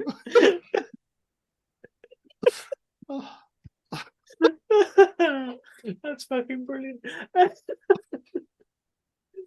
Oh. But did the success of the radio show and everything help with those future fringe shows like the two we just mentioned? Did that bring the new audience into your stand-up stuff? I think it did. Yeah, not in the kind of massive leap way I think a lot of people would expect. I think a lot of people kind of have this idea of, kind of like when things were on the X Factor back in the day, and someone would audition for the X Factor, and then the next day they'd have like 40,000 Twitter followers, and they'd be mobbed outside. Like, I think people expect radio and TV to still be like that for people, whereas it's more a slight jump up. So nothing crazy. It's not like you go from a 40-seater to a 100-seater. It's more like you go from a 40-seat to maybe a 50-seat. Like, it's small little gaps. It's more incremental, I think, over the years nowadays. But definitely people who've heard it, who've come along, which is always lovely. Like one guy, he was in the audience for my first series on Radio 4, and that was recorded over Zoom. And he was in Northern Ireland, and then he came along to my Edinburgh show this year. And I was like, "Oh, mate, you're from Northern Ireland. Like, why have you?" But yeah, it was really, really lovely that he'd come to see me. So that's awesome. That is awesome. Yeah. I like it. But obviously, I find it really admirable that you use your platform to challenge like the government and the system. But do you think maybe it holds you back in some markets? Like, because they'll go, "I don't want that being spoken about on our TV show," or anything like that. Or have you not really thought about it? You just gone, "Nope, this is me. Fuck you. Don't like it. Do one." No, I think it does. Though genuinely, I think it does. I think, especially now, there's not really much of a space for like comedy that is political on TV. Like, you think we don't even have Mock to Week anymore. We don't have The Mash Report. We don't have Frankie Ball's New World Order. All of these shows that used to be sort of homes for political comedy aren't on anymore. So it does feel like it's probably the harder route to sort of TV success and radio success. And it feels like you'd have a bigger chance if I was just talking about observational comedy and kept it a bit safer.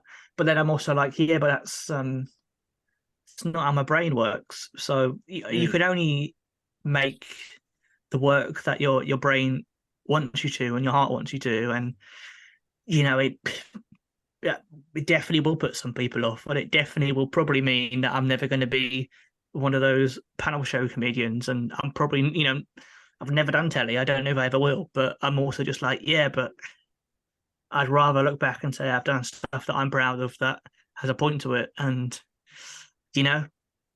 who knows, maybe somehow in the next 10 years, there'll be a radical left-wing head of the BBC who goes, yes, we want to do a show with Mark Thomas and Alexi Searle and Tom Mayhew, and we'd finally all get on telly together.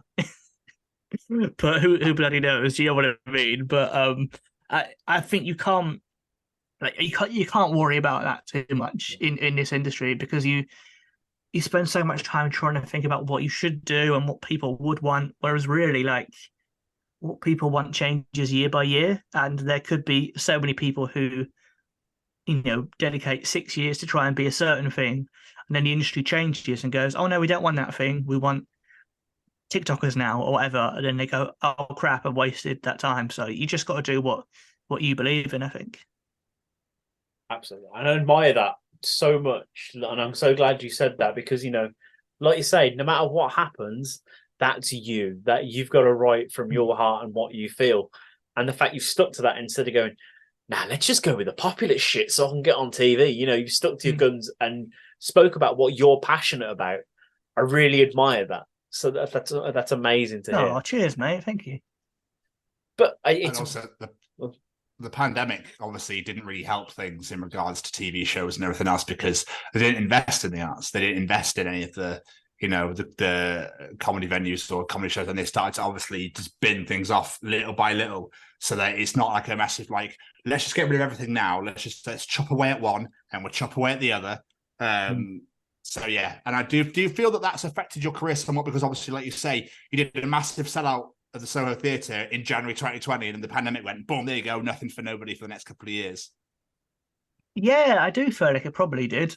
It probably impacted it negatively, in a way, because it did feel like, you know, I was on the up, and I felt a bit of momentum going, and I was kind of booking a tour in to tour the show. So it was frustrating, and it probably did knock it a bit. But again, you can never really say, really. Like, I think with these things, you know, you kind of go, did that impact it negatively? Probably. But then there's also other things that help you along the way that you don't realize, or things that hinder you on the other way you don't realize, and you can't. Again, similar to the you know, TV stuff, I just felt like the pandemic was a thing where we just all had to get through, and you can't worry too much about how it impacts on your career or your stuff like that, because there was far more important stuff going on, really. Do you know what I mean? I was just like, well, you know, I'm all right. I've not got long COVID. I'll take that. That would have been far more of a problem than my career. So I'm just like, oh well, there we go. That's a great way to look at it. I was going to say, it's nice to hear someone turn around and going, yeah, it was shit, but at least I'm not suffering really poorly like a lot of other people did. So I'll take the wins where I find them. I mean, at least we're still alive. Do you know what I mean? Like, I just think, you know, I just think so many people seem to forget that when they go like, oh, it was really hard for people. And it's like, yeah, it was really hard. It was really, really bloody difficult. But it's hard for a lot of people who are dead as well. Like, it was probably harder for them. Like, and I just feel like there always needs to be a bit of perspective where people just go like, you know, it was a really tough situation, but, you know, my parents are still here. I'm really lucky they're still here. You know, I think at the start of the pandemic, we were all worried about everyone who's over 60. Do you know what I mean? Like, and so, you know, and if our government had somehow been even worse, we probably would have lost even more people. So it's that thing where I'm always just grateful for what we got, because I think if you're not, then you should probably pay more attention. Yeah.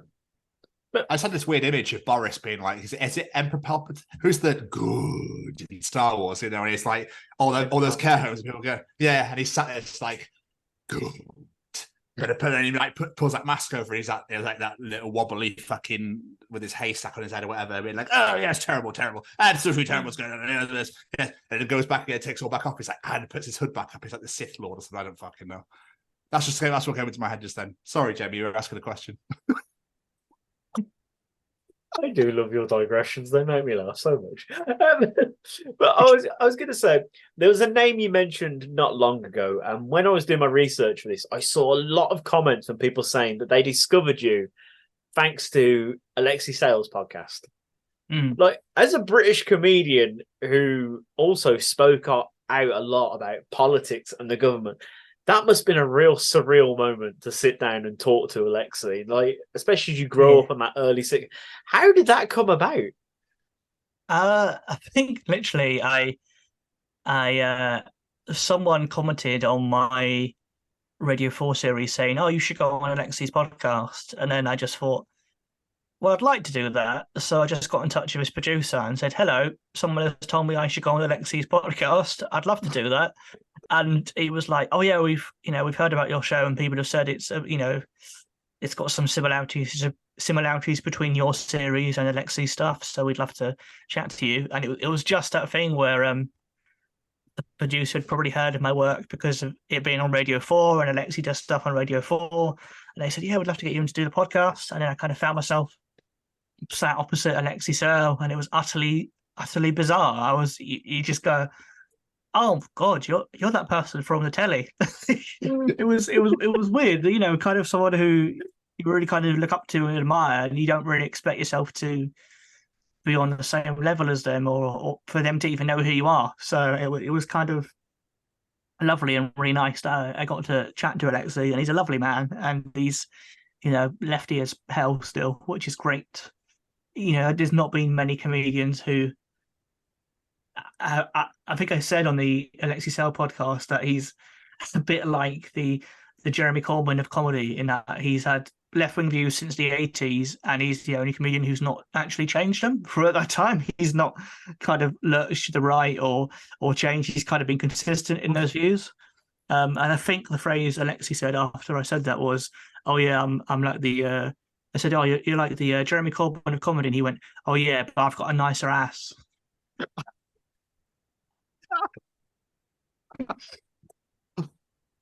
So I grew up watching The Young Ones. If I was in front of Alexei Searle, I'd be like, "Just sing the Dr. Martin song. Please sing the Dr. Martin song for me. Do it now." And that's all I think of. But I did. I don't think I mentioned that one to him. I did mention the Silly Noises song. I mentioned to him that he also does in The Young Ones, where it's just him going like, he does that one. Yeah. I mentioned that one to him because it just reminds me of my dad, because my dad just makes stupid noises all the time. And he laughed when I said that, which was really nice. And I was like, "Oh, good. You didn't just think I'm an idiot," which is nice. But speaking of podcasts, something I did not expect to read when I was doing my research for this show. You host your own podcast, but not about comedy or politics. It's about snooker. Like, so I'm guessing you're a passionate snooker fan as well, then, sir. No, yeah, I really love snooker. And I really enjoy it as a sport. But what I really love about it is that it makes sportsmen and celebrities out of often quite odd and weird men. They just go, "Oh, this guy, he's the world champion." And you just go, "It's just about like my dad." Like, what? I really like it. Like football, like all the big names, they have to be really like, "Oh, they're uber fit and sort of dedicated." And then, snooker, like a few years ago, Mark Williams won the world championship, and they were like, "Oh, how are you going to celebrate?" He's like, "Oh, I'm going to have a beer and get a kebab." And you're like, "Good, these are my sports people. These are what we need." But snooker and darts, they're just like, they are the British people when it comes to sports. Well, and I think that part of the reason, in that you said it was surprising, I think part of the reason I do that podcast is because it is nice for me to have a project I can work on that is more lighthearted and a bit sillier and a bit more just chat to my mate Joe. We just chat about snooker. We have silly in-jokes along the way, and it's nice to do something that's really sort of casual and silly and lighthearted, that doesn't get too bogged down in me going, "What's the point of this?" It's just me going, "No, let's do a funny joke about Steve Davis's balls. That's fine." Or that random stop all protest that jumped on the table and covered it in orange dust. Exactly, yeah. I mean, it has to be, there's so many weird, odd stories for And what I love about it is that it's a sport that a lot of people would just go, oh, that's quite a slow, boring sport. And you go, oh, yeah, but do you remember when the pigeon entered the crucible? And they go, what? The pigeon? Fuck, all sorts of shit at that, dude. It shit everywhere. The referee couldn't catch it. That's great. I think it's quite nice as well to take you away from the thing that you do all the time as well. It just like freshens things up a little bit, and you get to talk about the most randomest stuff. It's wonderful. Yeah, well, and yeah, and it's also that thing where I think there's a lot of people doing podcasts that could just be me ranting about politics or whatever. I don't feel like I'd go like, oh, that's a new idea. I think you always have to kind of be aware of, not treading the same ground and trying to think of new things. And yeah, as I said, it's just a nice chat with my mate, really, and it's good fun. And it's never going to be a podcast that makes us millionaires. It's too niche. It's far too niche. Like even the biggest snooker podcasts out there probably only get about 5,000 listeners. Do you know what I mean? So it's never going to be.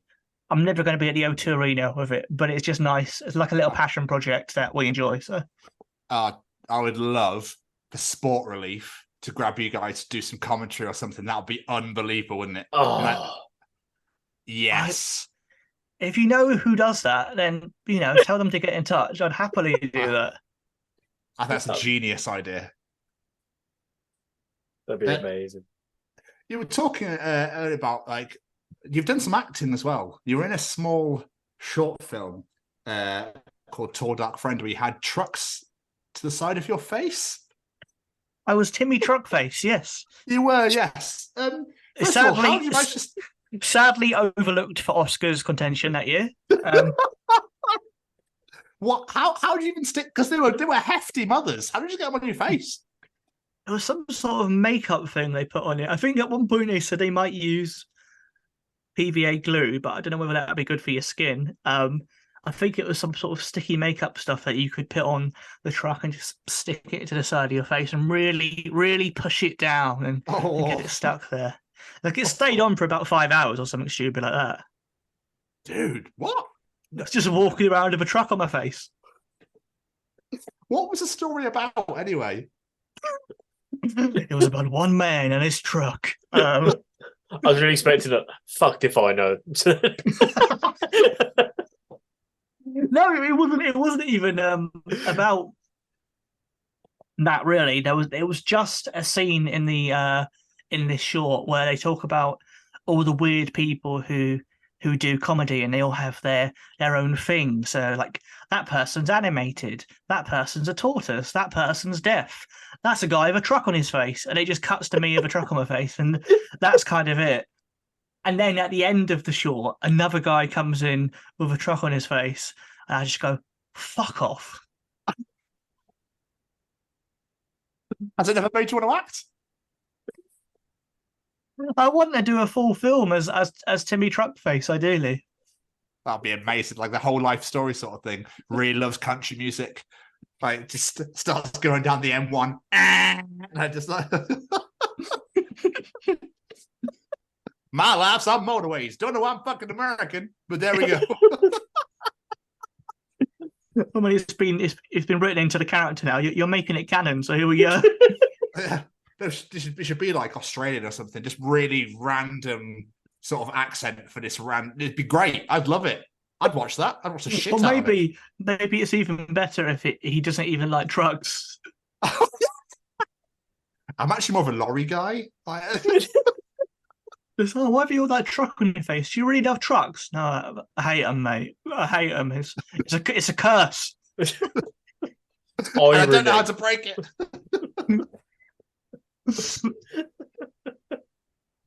Oh god!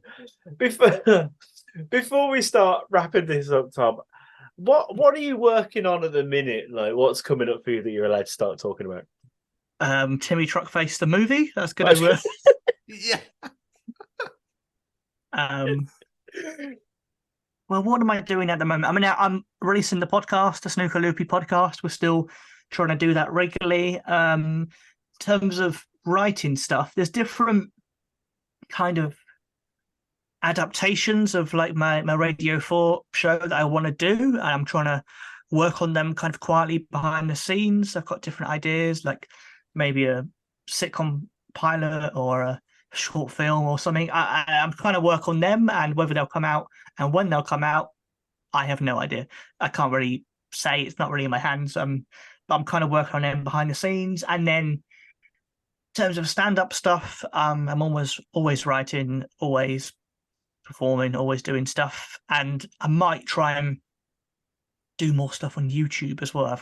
I've always got like 50 ideas. Do you know what I mean? It's always that thing where people go, "Oh, what are you working on?" And I'm like, probably too much. I'm probably working on far too much at the moment. But there'll be something pop up on YouTube or on Twitter. Like because I was thinking, because I basically my 2019 show, I never got to tour it, and part of me is going, maybe I'll try and tour it next year, because literally, like, just for me, it's not going to be something that now people helps my career, because the show's already gone out on Radio 4 and stuff. But just for me, maybe touring it to say that I've done it, because it does feel like otherwise I'll always go, "Oh, I wish I'd toured that." Whereas I might just do it next year. That might be a thing I do.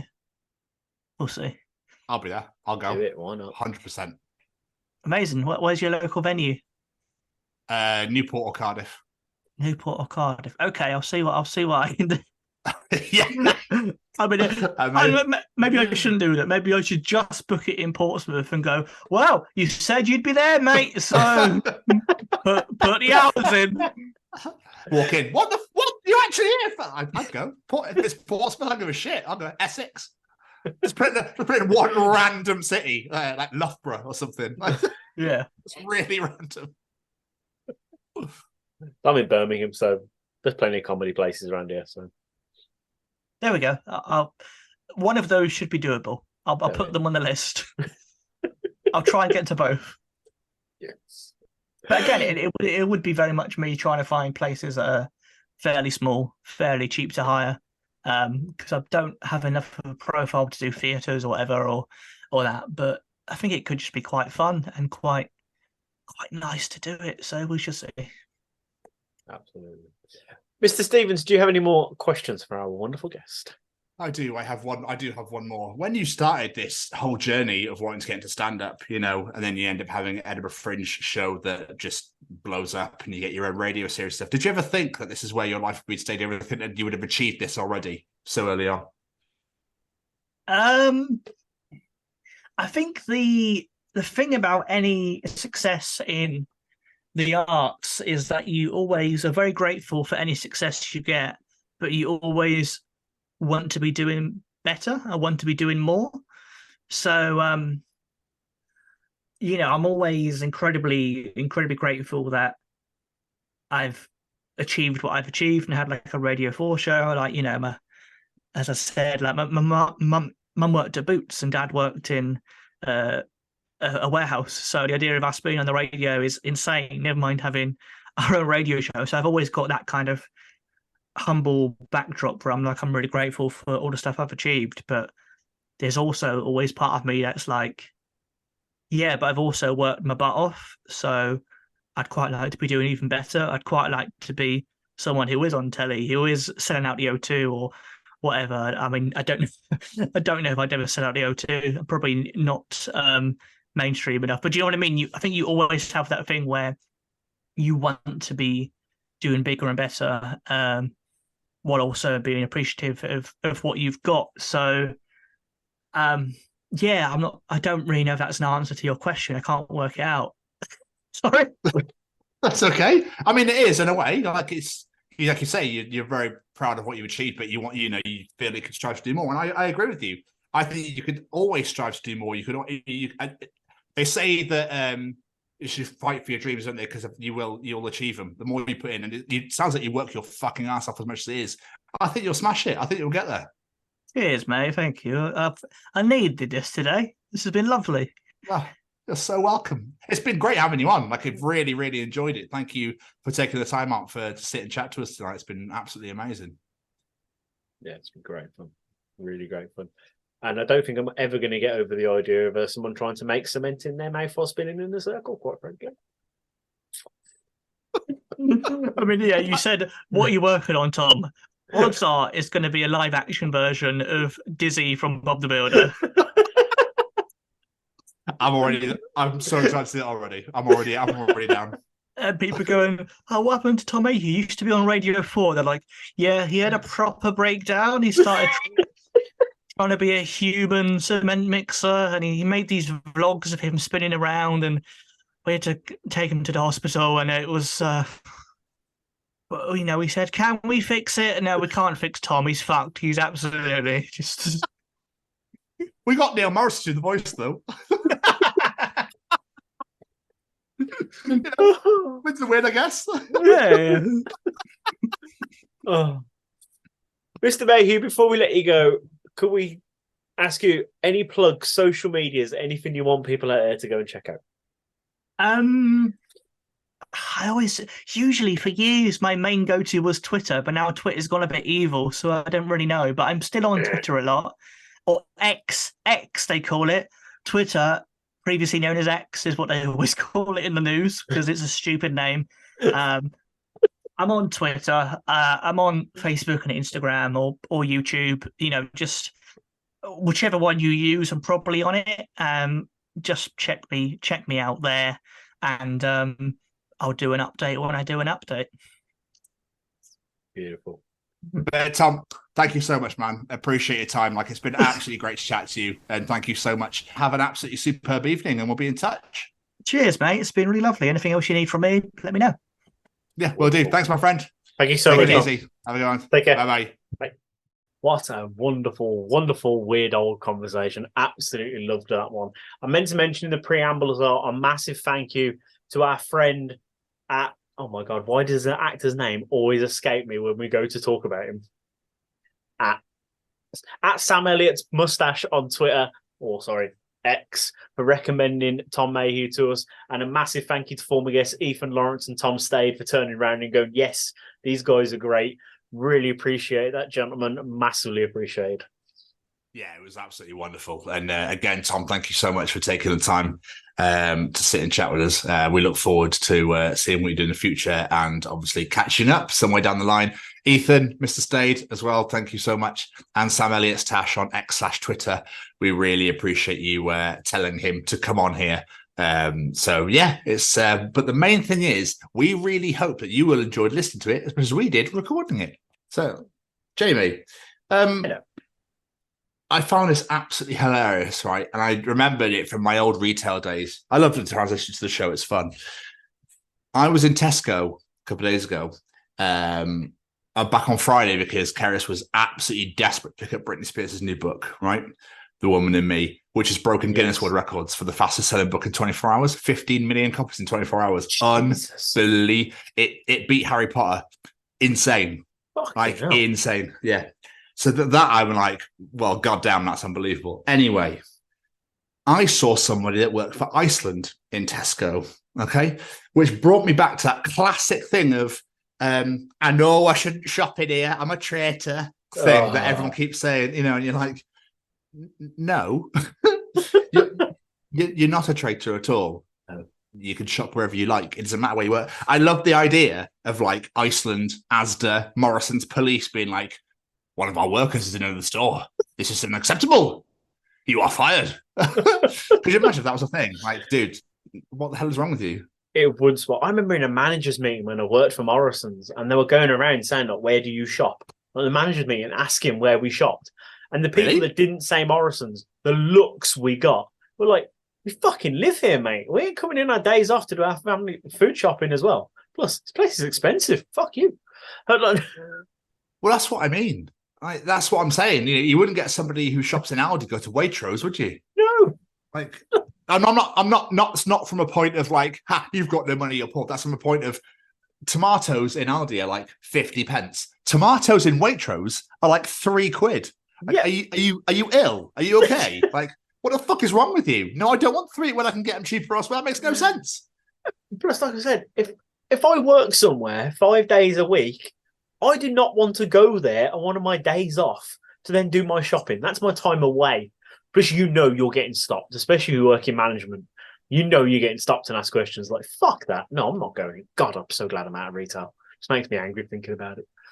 You know what, right? I would more than happily be a mindless shelf stacker because you have no responsibilities and you have to give a care in the world. Oh, yeah. But the money's diabolical. So I'd love to just go back and be like, I don't have to give a shit. I can just do this and go home. But still, I'm really happy in my job, thanks. I'm really happy with where I work. But yeah, I never understood that whole, I know I'm a traitor. No, you're not. You're not a traitor. We don't really care, to be honest. As the kids now say these days, normalize shopping in other places when you work for a supermarket. The kids say that? Well, they say people want to normalize everything now, don't they? I suppose, yeah. Normalize life. I don't know. Anyway, kids are weird. As we also know, the clocks went back. They did this weekend, just gone. Jamie, why is there nothing more stressful on this earth than having to change the timer on an oven or a microwave? Why is it the most fucking frustrating thing in the world? It's like, why are you not digital now? Why do I have to still manually change you? I don't know what this shape means and that shape means. I know that's a fan, so that turns the oven on. And I know that's the temperature. Well, what the fuck's all this shit? And you have to hold this one and hold that one together, then twist and turn that. No, just make it digital. I'm so grateful that my microwave doesn't have the time on it, and my oven is so old. I think it was built before clocks were invented, to be honest. I suppose there's not a sundial on it, so I'm quite happy. But saying that, I haven't checked the one in the car. I wonder if that needs changing, because that'll probably get done. We'll probably just wait for the next time the clocks change. We'll just remember. Why is it so difficult to change the clock on a microwave or an oven? I mean, with the microwave, to be honest, we just turn it off now. We don't even bother, so it's midnight every single time we turn it on. Yeah, cool, whatever. Who looks at the microwave to check the time anyway? You only use it to set a time on it, so it's a countdown for that time anyway. So I suppose before phones and watches, watches have been around for ages, but like digital watches. I suppose mums used to do it, didn't they? Hold on, I'll go check. Let me get to the kitchen. Hang on a second. It's 4:15. Time to start tea. I've just woken up. Are you sure? Have you not changed that for years? Oh, I tripped the electrics yesterday. I forgot to change it. My bad. Mental. Couldn't work it out. Yeah. This is nothing more infuriating. But it should be a very basic, very easy thing. But I swear, the oven and microwave companies do it just to piss everybody off. We'll fuck with them. We won't put it in the instruction manual. We'll just fuck with them. Or if we do, we'll just put symbols, not actually write down what you do. So, yeah. I love that. My final point that I want to bring up, like we say, we love to do things in threes. It feels weird otherwise. How do we measure how eager beavers are? Now, this thought came to me last night, funnily enough. I was in bed, I was just led there, and I went, eager? People always say about being an eager beaver, but how do you actually measure how eager beavers are? Do you measure it on how fast they build their dams? Do you measure it on, their hunt for wood? I don't know. Why is that so... Are you all right? Are you okay? That's really tickled me for some reason. Plus, that's an expression I use all the time. And I don't know why I just never really put that much thought into it. But yeah, how eager is a beaver? That's a really... And how do you measure it? I'm really intrigued. Fucking hell. Their front, because they gnaw through trees. Gnaw through, could you imagine getting bitten by one? Ooh. Oh my God. There goes your digits, there goes your toes, there goes your penis. Absolutely, there's that literally one chomp and it's game over. That's our PSA for you this week, children. Do not put your penises near beavers. No, exactly. A lesson from the Chronicles of Podcast. Yeah, very sharp teeth. But then, do you reckon woodpeckers get fucked off with beavers? Because woodpeckers peck wood. They don't bite through it. They don't gnaw it. Yeah. So I reckon a woodpecker's going this has taken me years. The beaver goes, nah. And the tree's gone. They're like, I've been here for... What are you doing, Daniel? I've been here for years. you reckon this ever happened where a woodpecker's going at it and the beavers at the bottom just take it down, just falls as the woodpecker's going? You're like, what the fuck? I was in the middle of something then. Like, you bastard. Yeah. I've been up here for 2 years doing this. I've only got about an inch through. But then, wouldn't it be great if, like, woodpeckers made decor and signage for beavers' dams? If the beaver had the woodpecker was like, oh, could you make, like, our lovely home? Or, like, live, laugh, love, please, to go in our dam.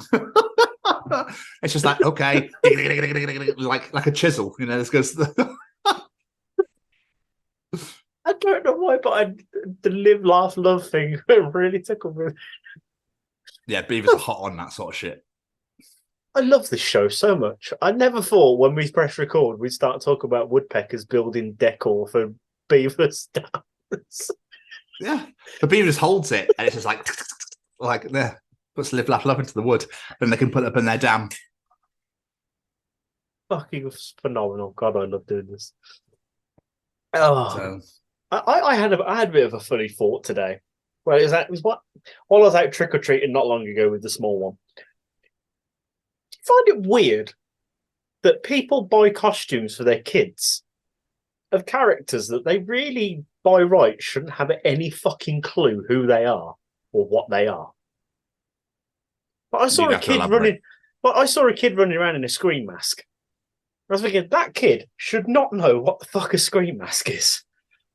I went to Asda with Olivia the other week, and there was a hockey mask with a knife. Obviously, Jason. I was like, that's a kid's costume. A child should not know who Jason Voorhees is. Well, put it this way. When I was a kid, I lived in Germany at the time, and my best friend was called Timothy, and I call him Turfy because I could never say his name properly.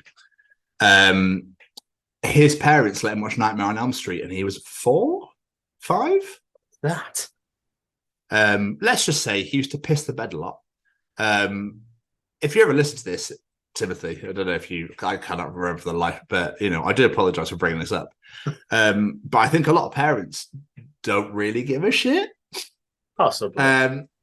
Or there are parents that explain maybe what it is, but don't actually go. I don't know if it's in the movies or whatever. It just maybe a kid thinks it looks cool.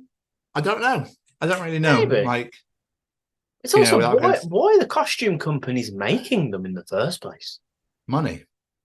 Yeah. I don't know. I just got me thinking earlier. I was like, why? Why does this exist for a small person? They shouldn't know what this is. It's not aimed at them. Very weird. I'm not throwing shade at parents who let their kid you do whatever you want with your children. That's entirely up to you. That's your prerogative, as it were. Come back to Brittany. But you know, it's just yeah. I never judge in any way, shape, or form. But obviously, I feel there are lines that should be drawn in that sort of thing. It's like you know, be a bit more sensible about it rather than who gives a shit. Yeah, but I get the witches, the Frankensteins, and all that stuff. They're scary characters, but yeah, when it comes to movies and stuff, it feels a bit weird to me. You've also got to think that like Minecraft's got zombies in it, hasn't it? Yeah, and stuff like that. So I suppose in a way it's like watered down. I don't know. I'm probably talking massively out of my ass, and if anyone's offended by anything I've said, I do apologise. I'm sure it'll be fine. But yeah, it was. I think they've obviously watered a lot of stuff down now. So a lot of, especially with technology, like kids can find anything now. So they if the parents haven't been the cause, they've obviously just found it themselves. So yeah, that'd be my assumption there, Mr. Westwood. I thought still. Anyway, how are you? I'm pretty shit, to be honest, mate. I've been better. I just say I've been better. I'm still in a lot of pain, but here we are. We just. But are you bringing this upon yourself? Because I know what you're like. So no, I'm not bringing it upon myself. I'm doing my best to rest and do whatever I'm doing. All my stretches and icing and everything the hospital told me to do, and taking my boatload of medication, and I'm off work and all this sort of stuff. It's just, it doesn't help that I was told the completely wrong fucking information for the first week of my recovery. But there we are. But yeah, I'm getting there. I'm getting there. Just in a lot of pain, but. What can I say? Yay. How about you? How are you? Yeah, I'm fine. Absolutely fine. There's not really a lot. Yeah, I'm all right. It's been a very quiet one, so nothing to really write home about or scream or shout about or anything like that. I saw Billy Connolly's got a new book out, so I haven't even read the fucking first one yet, but I picked that up as well. I'm one of those people that because I love reading, but I always struggle to find time to read because I don't give myself time to read because all I want to do is just watch wrestling all the time. So, or the NFL. That's my problem though. So I've bought like fucking loads of books and I've not read any of them yet. I've got about 5 or 6 books waiting to be read. Yeah. But I think I love hardback. I can't really do a paperback. I love hardback books. And obviously once they're gone and they turn to paperback. So it's like, I like to grab them and get them and then have them and then go, well, I'll get to it at some point. Because Iceman Kills have released a Silver Scream in a hardback. I'm like, oh my God, I need to get it before. Yeah, they've done a horror book and the second comic is out now as well, the second graphic novel. I can't fucking keep up anymore. Instead of you starting to hit that age where it's like normally you'd be like, oh yeah, this album's out, this and this. And now I'm like, wait, what they released now? What's going on? Who's got that? Whose is this? This is great. Oh, it came out 2 years ago. Wait, what? Yeah, it's so hard. It's so hard to keep it. People release fucking everything, especially nowadays. People like the music industry, there is no fucking money in it, so all bands are going, let's release as much merchandise and stuff as possible. So then you're just like, I want that. That's really cool. Yeah, it's impossible. Yeah, it's pretty tough. So yeah, I'm fine. I'm absolutely fine. I haven't been sleeping very well, which is weird, but I don't know if I'm coming down with something. I don't know. It's just one of those things. I keep having nightmares, which is weird. I had the worst one. Which I talked about nightmares last week, and I've been having more. And I had one where Tom Stayed was in it weirdly. He was performing, and then I was being chased by something, so I had to go on a slide. But you had to go on the slide at a random time because if you went down at the wrong time, you got stuck in an inflatable box that you couldn't get out of. That's a really fucking weird dream. It was weird, and like it kept inflating, so obviously it got smaller and smaller, and I was just trying to get back up the slide again, but obviously there's no way out, and it made me feel fucking horrific. So I woke up in sweats. It was well weird. Fuck knows what Tom Stayed was there. It was so weird. Like he was just performing, but I was trying to escape. I had no idea what I was trying to escape either. I have no idea what was chasing me. It was weird as fuck. So yeah, there was another one as well with kerosene, but I can't remember that one. Which made me bolt awake as well. So it's just odd. It's just really odd. I don't know what. I'm not eating cheese before bed. I'm not eating, It's like weird how that's the thing though. Oh, if you eat cheese before bed, it makes you have nightmares. Does it? Does it really? Do cows have them all the time then? Obviously it's milk and they chew. I know. Yeah, I've never understood that. Look, the good old housewives' tales of eating cheese before bed gives you nightmares. Oh, you sit too close to TV, you get square eyes. Fucking all those other ones. Eat too many chocolate biscuits, you turn into a chocolate biscuit. Oh, anyway, I used to believe that. I used to believe the seeds one, if you ate seeds, it would grow in your stomach. Oh, yeah. Thanks, Dad. Apple course. Yeah, really appreciate it. Yeah, cheers, Dad. Really appreciate it. And watermelon. Yeah, thanks so much for that. What have you been up to, my friend? Anyway, what's been going on other than your fucked body? Mostly just my fucked body, to be honest. No, I've been using my time. I've been playing around with my 3D printer a bit more while I've been off. Just been learning how to use it a bit more. Been sitting around doing a not fat lot, so I've been learning how to use that. Massive thanks to Max, who's been helping me sort that out. Who's the guy I brought the printer off. We did a fantastic interview last night, which was absolutely unreal. Really enjoyed that one for you all to check out. Before we went on here, we took the kid trick-or-treating, so we've got a bucket full of sweets ready to steal off her when she's in bed. And yeah, I went back to A&E, as I mentioned earlier about the bad advice I got for the first week of my recovery. I went back to A&E the other day because I just was in so much pain still. And I now have an official diagnosis. I have acute trapezius muscle damage, which apparently I'm 3 weeks in. If it gets to 6 weeks, it's chronic trapezius muscle damage. So hopefully that will get sorted within the next few weeks because I don't want it to be chronic. That sounds bad. So just if you don't mind talking about it. So where did you go originally for said incorrect news? A&E. Just the guy that saw me just didn't. he didn't look at me properly at all. Like when I spoke to the nurse or doctor this time, she was just like, "Yeah, no, completely wrong. Let's wipe all of that. It's really bad. You can report that, surely." I don't know, because I don't know how severe it was. It wasn't a severe thing, so probably won't get anything from it. But the medication. I'm not trying to get anything from it. I'm talking about misdiagnosed people in the future. But yeah, it was they gave me codeine for painkillers, and Becky was looking through the side effects, and she was like, you've got that one, that one, that one, that one. Apart from internal bleeding, you seem to have them all, so that's good. So me and codeine don't get along. And yeah, just the painkillers I was on about last week, the muscle relaxers, and yeah, they didn't agree with me. So and then the doctor who I spoke to this time was like, I have no idea why he's giving you those. You don't need them. I was like, dark sense of humour, this previous doctor I saw clearly. Just wanted me to shove things up my rectum for no fucking reason. He probably just really hates you working in the hospital. Probably. I don't know. Yeah. He's probably like, I was about to go for my break, but now I've got to deal with you. So do you know what, mate? I'm giving you stuff to stick up your ass. Fuck you. I know to really fuck with you. But no, it's fine. I'll be all right. He signed me off work for another 2 weeks because of some medication I'm on, and I've constantly need to do these weird stretches that hurt like fuck, and I've got to ice my neck and my shoulder and my arm, and I kind of had to do that while I'm at work, so they signed me off to do that. So yeah. Lots of resting time at home. But that is literally all I've done, because the fat lot I can do. What about you, my friend? What have you been up to? You not been to see your kids? No, I'm going in a couple of days. I've kind of tried to leave it as long as possible because of traveling and stuff like that.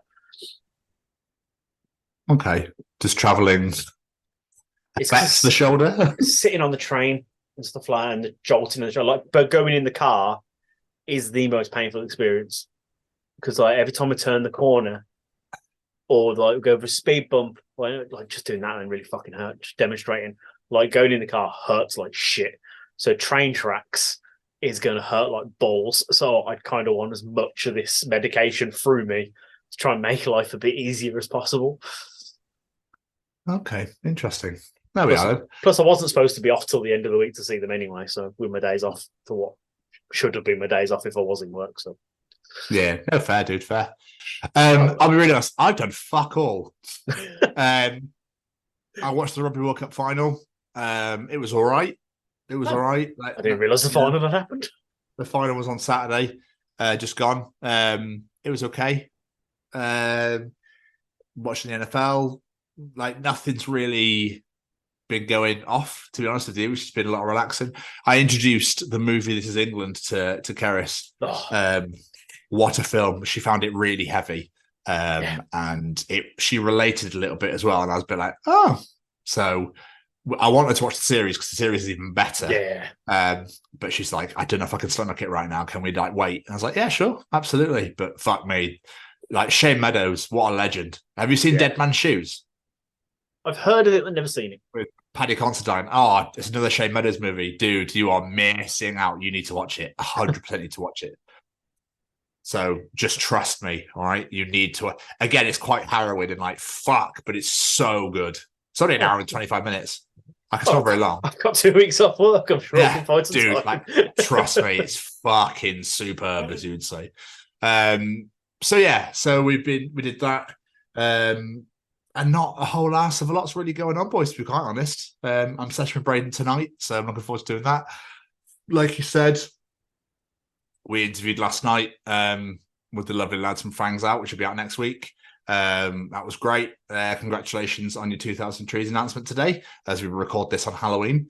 The thing with Halloween, though, Jay, is don't you think it's a bit trick-or-treating's a bit outdated now? With the way that people don't really want people knocking on doors anymore, that sort of thing, don't they? Because I found a lot of people always I've got loads of sweets in, but no one's knocking. I spoke to Matt earlier, and he was like, I bought loads of sweets, but no one's knocking on my door. It's not that many kids. I've always had the rule with Olivia, unless people have got pumpkins or decorations on the house, don't go there. Because people, obviously, they're not into it. They don't want, people obviously Not everyone wants strangers knocking at the door. Sometimes it's old people. Sometimes it's people with mental health issues who really don't want people knocking on the door. Could be any reason. So unless it's clearly we're in for Halloween, come get some fucking sweets, we don't go to people's houses. There was more this year than there was last year. There's more houses lit up and decorated this year than there was last year. We struggled. Like we'd go like down a whole road and nothing. But this year there was quite a few. Possibly. But this year there was quite a few more out. The thing is, though, if it was postcode lottery, you'd be livid, wouldn't you? If people knock at the door and it's postcode lottery, you don't answer it, and it's fucking 200 grand in that envelope, you'd be raging. Or if it was the 90s and they were trying to sell you Daz. Remember that Daz doorstep challenge? I don't know why. Was that Jeremy Beadle that did that? Who did that advert? I don't think it was Jeremy Beadle, but he did look like him. I can't remember his name. I can't remember. I'll put a clip in so people can remember, but I can't think of his name. Would you show your whites to the rest of Britain? The Des Doorstep Challenge is here to ask just that. It's going to bug me. Nice. This randomly came up, but yeah, sort of like, someone's knocking at the door, better be fucking Halloweeners, like, trick-or-treaters, like, fuck that shit. Like, somebody's ringing the bell, fuck off! Maybe we should swiftly move on to your favourite segment. But before we do, yes, we should hear from Braden at Stay Cozy Clothing. Oh, yes, we definitely should. All right. Is this thing on? Well, howdy doody, everybody. This is Braden Berry from Say We Can Fly, founder of Stay Cozy Clothing, your one-stop shop for the coziest, most fashionable hoodies, t-shirts, and more. Gosh, Mickey. That's right, folks. And we're proud to say that we are now sponsoring the Chronicles of Podcast. Ouch. Hosted by Tom and Jamie. Like, you can get 10% off, man! That's right, Shaggy! Just use the special code, The Chronicles, at checkout. Oh, boy! I've said it once, and I've said it thrice, and I've said it splice. Best advert ever. Absolutely. Simple best as advert that. ever. Simple as that. But Jamie? Yes, sir. So time for your favourite segment of the week. Oh, yeah, it is. Start Callum's Treachings. Do you want to know something? Callum will be able to tell you in Callum's Treachings. Is cereal soup? Ooh. I've got fucking postcode lottery stuck in my head now. Anyway, I'm just like talking. I'm in my head. I'm going, someone's knocking at the door. I'm like, fuck off. Knocking at the door. Somebody's ringing the bell. Callum's here to treat you. Welcome to another edition of Callum's Treachings. He is here to treat the world, the nation, the universe. I got that the wrong way around, but I don't give a shit. Anyway, so, Jamie, let's begin. What is Callum treaching us this week? Most gyms survive on memberships of people who never even come to the gym. Guilty as charged. Now, before we actually get into that, I kind of feel that's a little bit of a plug, don't you, Jamie Westwood? I was going to say, we were going to plug this afterwards, but he sort of opened it up for us there, didn't he? Yeah. For those that are unaware, Callum has just started a podcast called That Gym Couple with his other half, Lucy. And that was gym related, so I feel like he's like just trying to sneak that into the treat sheet to go, we'll get them talking about it early. We will plug it afterwards, but I'm not one of those people. But that is so true. And that's why I will never go to a gym in January. Because it's full of, new year, new me. Fuck off. No. Stop that. Why do people need months or days to then start changing their life? It's like, Movember, let's start raising money for growing mustaches. Well, I do it 365 days a year, as do you. So can we just not just give money anyway? Do it. I don't know if it's like a marketing ploy. Obviously, the charities are really fucking important, and it's a massive important thing, but that charity doesn't just exist for November. No, Pride Month isn't just June. Do you know what I mean? Surely you should support the LGBTQ community every day. We don't need. It's great they've got a month to celebrate it, but you should be celebrating it all the time. Yeah, I don't get it either. No, I absolutely don't get it. But especially that January, absolutely right. I've joined a gym in January before, and it is chaos. But I started a gym membership, and then about 3 weeks into it, I was like, I cannot find time to go, so I just cancelled it. I weren't going to keep it going under the trying to convince myself, no, you'll go eventually. You will go eventually. No, I know myself. I'm not going to go, but I can guarantee. In fact, I know people that have gym memberships and never fucking use it. Just so like I said, they've got a gym membership, but oh yeah, I like working on my lats and my glutes and my deltoids. Where are they? The treadmill. So today's leg day while I walk in the complete fucking opposite direction to the gym.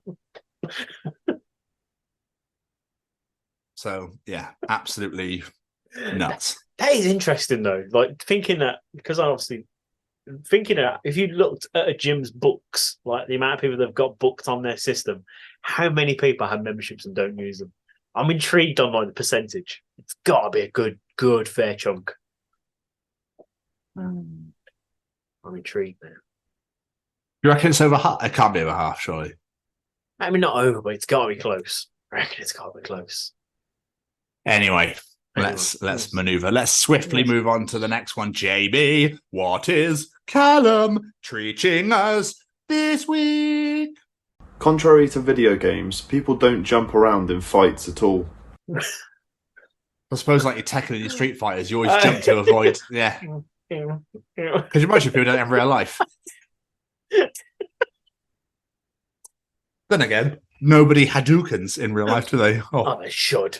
That'd be or has amazing. insanely long limbs, or has a sword, or any of that stuff. So, imagine that you're in a pub and a fight breaks out, and someone's just suddenly Hadouken across the room. It'd be amazing.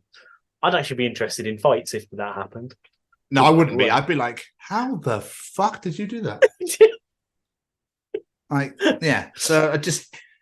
Are you talking to my bird? Yeah. Get over here. Oh, it'd be amazing. It'd be interesting to see if, because obviously Mortal Kombat now it's got the slow. So when you do like a really powerful move, it's got that slow thing which shows you the bones breaking, and that sort of thing. So it'd be cool if like life became like that. You'd be like, as you say, you look at my girl, get over here, and punch him, and then next goes like, yeah. I love that idea of people being like, "You fucking what, mate? You fucking what?" Just like jumping up and down, like, "Come on, then." It's like jump up and down to avoid being hit because it's so fucked. I remember that thing in like Tekken and Street Fighter where you basically just sit on the floor and just kick to stop people getting anywhere near you. Instead of fighting, you just lie on the floor and kick your legs in the air. Crouch and punch. That'd be so funny. I've really enjoyed, I don't know why, really enjoyed videos of like twats picking on people, not realizing they're like ex-UFC fighters or ex-boxers or whatever. And they're like, yeah, they are amazing. And they're just like, they're being totally cool and calm and collected. They're like, fucking God. And it's just like, bang. Right, I'll see you later. Yawn. Anyway, next. I'd love to have that ability. Not to, obviously, I don't want to hurt. But I mean, it's like, if that ever happened in the future, like I was walking to the shop earlier, and obviously with it being Halloween, this girl had like a panda head on, a massive panda head with blood all over it, and she died, was just like waving at me. And I just walked right on by, and she kept waving into my face, and I just kept walking on by, like, I'm not interested. Thank you very much. Newport. There's a reason you're extinct. Fuck off. Shithole. Anyway, but yeah, I just love the idea. Even in like boxing matches or wrestling matches or whatever, actual UFC fights, and they're like, it's such a, that'd be so funny. Or like jumping into each other. You know how like people walk in games that they run into walls? If they're just doing that.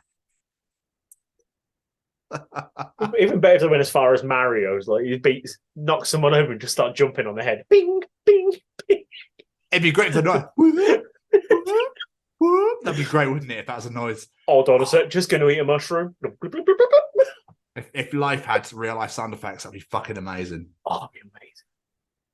It'd be great. Anyway, and finally, Jamie, what else is Callum teaching us this week? Your collection will likely be a burden for the person who has to deal with all your stuff after your death. Yeah. I mean, you're going to be horrific to clear out after for, like, with the amount of shit that you have. Bad. I'm not as bad as I used to be. I got rid of a lot of shit, to be honest. Most of it. Is there stuff in your attic? There's a kiss stuff in your attic. There is a lot of kiss stuff. Yeah, but I'm not worried about that because I know Lena will just go mine. So I'm not worried about that. You should totally sell some stuff, especially if it's still packaged and that sort of thing.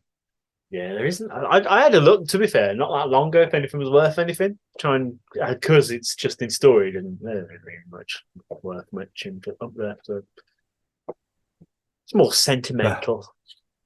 I mean, I got rid of everything. Like I said, the only thing I've got now is books. That's it. So, like, all my vinyl, I've sold at least half of it now. Loads of that's going because I just never fucking listen to it. It's that thing, is you get like obsessed with one thing, don't you, for a while, and you're like, oh my god, I must have everything ever. And then after a while you go, I don't even use this. Like, why is this even here? So yeah. I get it. So I keep getting asked now, it's around that time a year now, but like, what do you want for Christmas? I'm like, nothing. It's literally nothing I want. And the things I do want are expensive and I don't expect anyone to buy them for me, so no idea. No idea. Because I've had that problem. You don't collect things or do, like I said, no one really buys DVDs anymore. It's just like no. Mind you, with the rate of these fucking streaming sites that are coming out and the rate that the prices are going up, I'd be amazed actually if people start blowing the dust off the old DVD player. It wouldn't surprise me, to be fair. Like, it's absolutely crazy. So crazy. But still, Callum, thank you once again for some absolutely superb Treachings. The only thing is I have to follow it. You do. But before you do follow it, we did hint then a moment ago about Callum and his podcast. Probably should give it a proper little plug. But so Callum and his partner Lucy, they're starting a new podcast, That Gym Couple. I think you can guess what it's about, really, can't you? It's all about going to the gym, fitness, reaching your goals. But find them on Instagram at That Gym Couple Podcast. Subscribe on YouTube, wherever you get your podcast from. There's a little teaser out now. And obviously the first episode will be coming soon. So you see Callum every single bloody week on this show. So go listen to him every single week on his own show.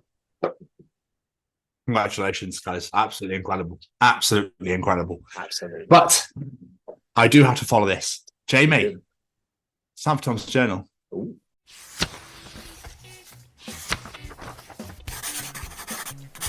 And welcome to another edition of Tom's Journal. Lovely. So, welcome to another edition of Tom's Journal. Jamie, I tried to save some money by getting Halloween candy at Aldi. So I really hope the kids like Twix, Skittles, and Four Musketeers.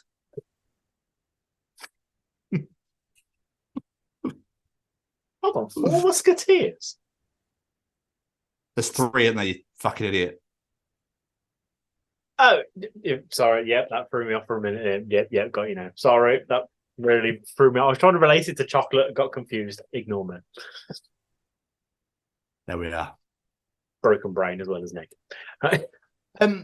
I've lived next to this guy, right, for the last 3 years. I thought his name was Steve. I call him Steve. His name is Steve in my phone. I've been to his apartment and we've had dinner. His name's fucking Brian. His dog's called Steve.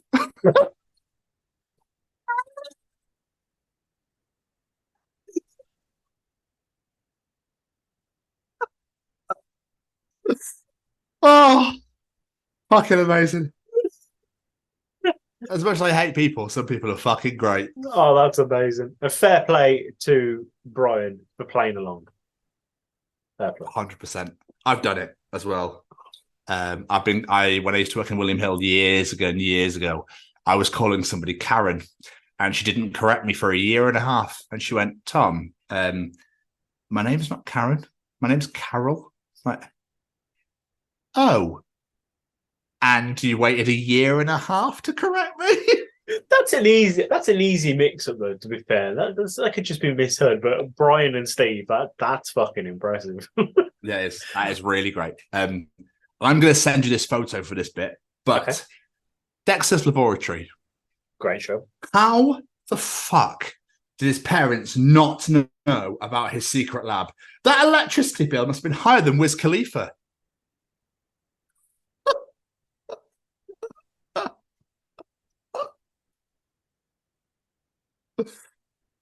Right? Nuts.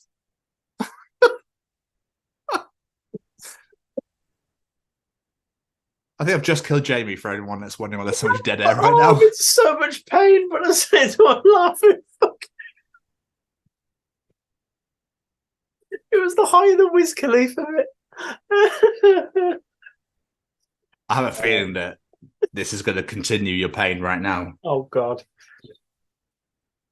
A scientist cradles a Scotch egg in his hands. A tiny fist breaks through the crumbs.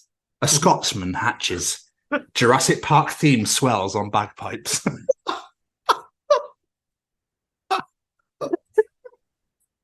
Please, someone make that. Like, I need to see that as a thing. I don't know how, but I need to see it.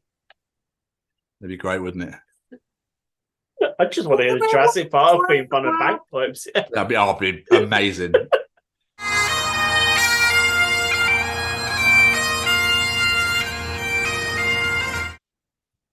I know I'm looking for as soon as I get off it.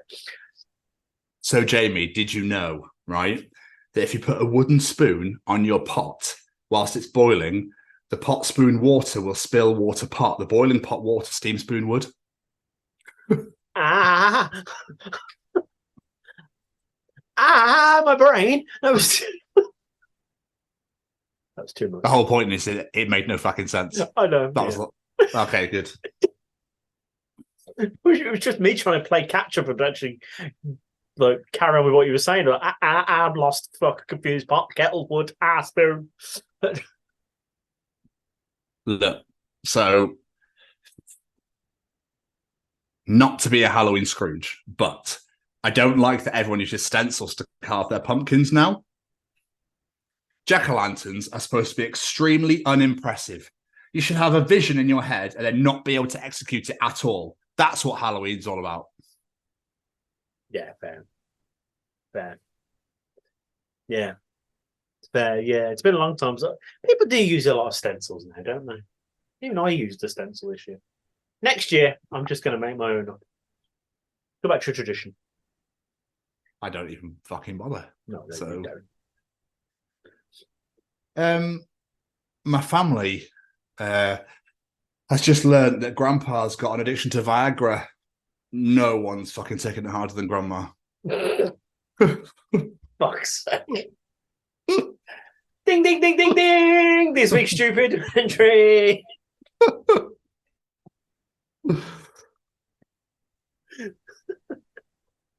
Boss, what are you doing? Me. Oh, I'm watching a video on how to effectively deal with co-workers. Boss, but that's kickboxing. Me. Exactly.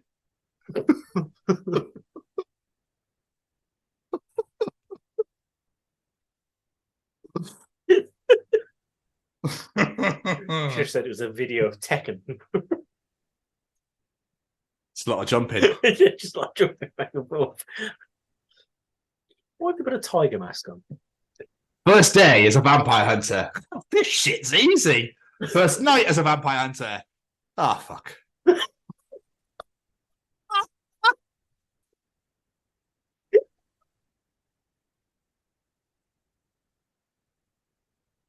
That might have been even fucking stupider than Grandpa and the Viagra. That's one of my favourite ones. I loved it. Brilliant. Oh. And finally, and this was actually put up by former guest Alan Hudson. This made me laugh so much. But it's so true because I find that certain phrases are really starting to annoy me too. So, phrases that need to retire forever. 1, I did a thing. Fucking hate that shit. 2, adulting. Get in the bin. Yeah. Yeah. 3, I'm not crying, you're crying. 4, I'm just going to leave this here. Yeah. 5, this. 6, so that happened. 7, my person. 8, yeah. Yeah. 8, Fur Baby. Yeah. 9, All of the Feels. Yeah. And 10, The Struggle is Real. To which he added his own, number 11, No Pressure Then. Oh. And that was another edition of Tom's Journal. God, we're old. But yeah, they all need to just retire and bye-bye. What annoyed me even more is like, I did an art. I did a bake. Can we just be like normal humans now, please? Can we just be like, yeah, that does my fucking head in. Anyway, sorry. That's this very, very cynical 36-year-old sat right here like, oh, back in my day, we didn't do a thing. It's about getting into schools and talking to young people because, you know, I know that people can change. And it's about talking to people and getting them to understand and perhaps step back from violence and prejudice and whatever. And we just need to work together and keep on the good fight there. Absolutely. Hey there, guys. We are ecstatically happy to announce that we are associated with the Sophie Lancaster Foundation. The times are changing, and with the unfortunate death of Sophie, those changes have made a massive impact for the future. If Sophie was with us still today, I can guarantee what you are doing will still be reaching so many lives of young teenagers, young adults, and those who wish to be as different as possible. So thank you very much. To find out more about this incredible foundation and all the work they do, and more importantly, how you can help, head on over to www.sophielancasterfoundation.com. Mama, mama. Mama, mama. Mama, mama. Mama, mama. Mama, mama. Mr. Stevens. Jamie, Jamie, Jamie,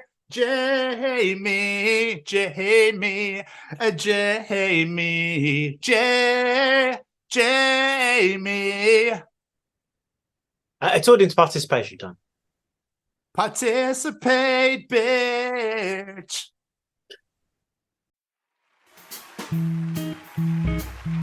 Ladies and gentlemen, it's time to participate in Jamie's participation challenge.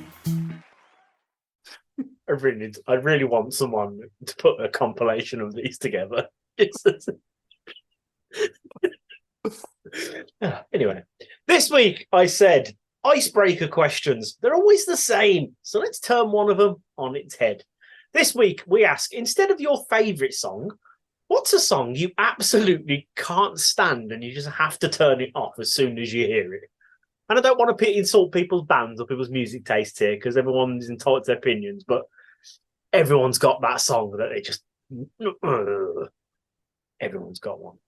I mean, from my perspective, there's one I can't listen to because it was my parents' first dance song, like at all, which is Jennifer Rush, The Power of Love. I can't listen to that at all in any way, shape or form ever. So if shops play it, if whatever, I have to walk out. I can't do it. That's from an emotional and a personal standpoint. From a me standpoint, just in general, anything by Coldplay. I've had that quite a few times in this. And I know that Matt, who makes our music, is one of my best friends, used to work for the drummer. Yes, he did. Yes. So yeah, but still, I just don't like them, and it's not because I think it's cool to not like them. I just genuinely don't like them, which is fine. I loved their first album. I really enjoyed their first album when it first came out, and then after that, they just needed to go away. Yeah, not for me anymore. I get why people like it though. I get why people like it. It's just not for me. Yeah, exactly that. Exactly that. It's just why I was saying it. I don't want this to be a slagging people's bands off because everyone likes what they like. But it's like those people that slag Nickelback off and then think you're weird for liking them. You're like, no, I genuinely love Nickelback, and that's fine. I'm allowed to do that. So on your way. On your way. They're a fucking great band. Let's get some audience answers. Former guest Hannah Hawkey from Rockfitch says, "Moves Like Jagger by Maroon 5. Pure hatred for that song." today, yeah, it's quite annoying after a while. That's one of those ones. I have a certain category of songs that I've heard so many times I could quite happily never hear again. That is easily in that category. And there's songs I like in that category. That's one of them. Jerry Keane says Top Loaders Dancing in the Moonlight. What's wrong with Dancing in the Moonlight, Jerry? Come on. It's a tune. Dancing in the moonlight. Anyway. But again, people are allowed to not like what they don't like. You know what Exactly. I mean? It'd be boring as fuck if everyone liked the same shit, wouldn't it? Exactly. Alan Carr, Sex on Fire by Kings of Leon. It came out the month I went to uni, and people would constantly put it on the jukebox in the bar. Yeah, I can imagine there's another one that's going to be in there as well. Yeah, there's a couple. Which one is next? And Josh Clark. This comes up twice, but the first time this is mentioned, Josh Clark, Mr. Brightside by the Killers. Yeah. I feel like it's some sort of inside joke that I'm not part of to enjoy this song. I agree. I don't get it. Do not get why people love what I loved, right? What I loved is when they did Song of the Decade, that was second. It was not top. Really? What was top? Chasing Cars. Really? Which is a fucking tune. That's a great song, that song. Yeah, that was number one for the most listened to downloaded song of the 2000s, 2010s was Chasing Cars. Yeah, but I just don't get why everyone loves Mr. Brightside so much. I'm not even putting it down. It's not a bad song. I just don't get why it's so loved. It's so overplayed. It's just so because it's catchy, isn't it? And it's so overplayed. When it first came out, when MTV2 first aired it, I went, "Fuck me, I hate indie music," and I was like, "That's amazing." But then obviously everybody else went, "Oh my god!" And it became like a club anthem, and now it's like, "Oh god, I can't listen to this anymore." Yeah. Again, like you're saying, it's one of those songs that's just so fucking overplayed. Lara Organ, which is my son Harrison's other half, says, "I'm a Bee by the Black Eyed Peas because your son plays it over and over and over again." Or anything by Michael Jackson because your son plays it over and over and over again just to get on my nerves. So proud of my boy right now. He's such a fucking wind-up merchant. Tiffany Barrow says, "Black Eyed Peas, Meet Me Halfway. It was a new song in 2009 when I met my daughter's dad. Listened to it when we were together, and now it literally makes me feel sick every time I hear it." Yeah, I imagine there's quite a lot of those ones out in the world as well. Michael Golden with an answer I feel we're going to hear a lot in the next couple of months.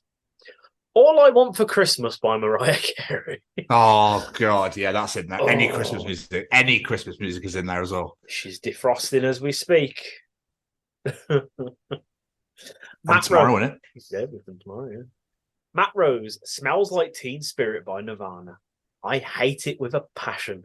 Overplayed so many multiple times a night when I was younger, and now I hate it so much. It is genuinely awful to my ears. Not a song I expected to hear, but fair. And speaking of Nirvana, Adam Lancaster, our friend from the Sophie Lancaster. I don't really care enough to hate any song, but this is pretty shit, isn't it? And tagged Puddle of Mud's cover of About a Girl. That is painful, to be fair. That is so painful. Dina Payne, she's joining you, Mr. Stevens. Pick any Coldplay song. Any Coldplay song will do. Just DJ Gove, another one which quite surprised me. Tainted Love, worst song ever. He's not wrong. Oh, a particular version or just any version? No, it's any version. Any version, fair. Oh god, so many great answers to this one. Rosie Rowlands, Rick Astley's Never Gonna Give You Up. My son takes every opportunity to rickroll me, knowing how much I hate that song. I hate it more than I hate All I Want for Christmas by Mariah Carey, and that drives me mad. I don't know where rickrolling came from, but it's quite great, isn't it? Let's be honest. It's one of those things that I actually love that this stupid came out this day and age. Gray and Arnold, this one I found interesting. I genuinely hate hearing or feeling compelled to sing the Happy Birthday song. I suppose because it's almost like you have to, don't you? You can't not. So I suppose in a way it makes sense because especially if you're at somebody's like birthday and you don't really know them that well because you were someone's +1 maybe or whatever, and you're like, I don't really know you, but it feels quite awkward, doesn't it? Yeah. So I understand. Eric Hunt, Monday by the Mamas and Papas is like fingernails on a chalkboard to me. I get that. No idea what it is. Monday. That's literally all I know. I couldn't tell you any more from it. I just know that bit. Oh, well, yeah, because that nailed it. That nailed it. I know, right? Yeah. I have. Spot on. We mentioned it earlier and someone else brought it up. I'm going to have to mention it again. Kay Gill, Mr. Brightside by the Killers. I worked in pubs for a good few years and this song was completely overplayed and totally murdered by crowds of intoxicated people who thought they could hold a note while screaming at the top of their lungs. I wasn't a huge fan of the song before, but when I hear it now, it just goes right through me. Yeah, fair. Kirsty Darby, that stupid Dance Monkey song. I'd rather burn my ears off than listen to that song. That's the hatred for him to burn your ears. Nicola Westerberg. This one's a bit. Anything by Lost Prophets. Yeah. It Totally pains me to understand. say it, but I get it. Completely get it. Especially after our conversation with Sean Smith. It pains me more to say it, but I get it. Completely get it. I'm going to give you a couple more. Sorry, 3 more. Chris Pullen. Delight, groove is in the heart. It makes my teeth itch and sets off a serious bout of Tourette's, which never manifests itself at any other time in my life. I really want to play this song around him. I just want to hear how he reacts.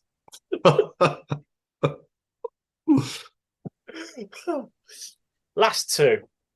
It was a toss-up over which one to put last here, but I went with this as my second to last. Donna Stevens, because this just shows how much a boy can be like his father. Any song that I have to listen to with Tom's dad, because he changes the lyrics to them all and ruins them all, to which your dad goes, not wrong with that. Nope. Not wrong with that at all. I read that and I was just like, now we know where he gets it from. Last but not least, it's Mally Malpass, of course it is. November Rain by Guns N' Roses. I have to cancel all my plans for 2 weeks to listen to it because it's just so unnecessarily long. Last time I put it on, I missed my daughter's 10th birthday party. She was 2 when I pressed play.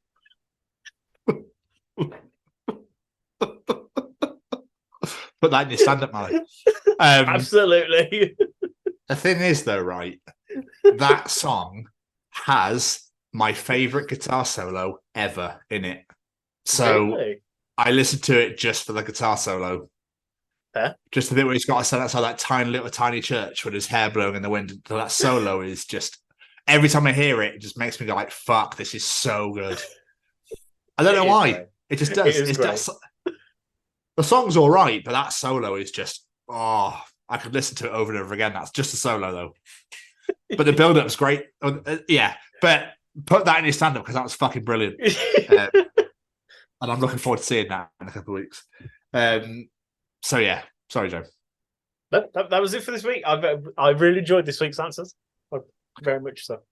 Yeah, thank you to everybody once again for the 108th time for participating in Jamie's challenge. We really appreciate it. And if you enjoy Jamie's participation challenge, Tom's journal, Callum's Treachings, the interview, and the absolute fucking who gives a fucking wank shit that we talk at the beginning, then you'll enjoy the other 107 editions of the Chronicles of Podcast. That's wherever you get your podcast from, whether that be Spotify, Google, Apple, etc., etc.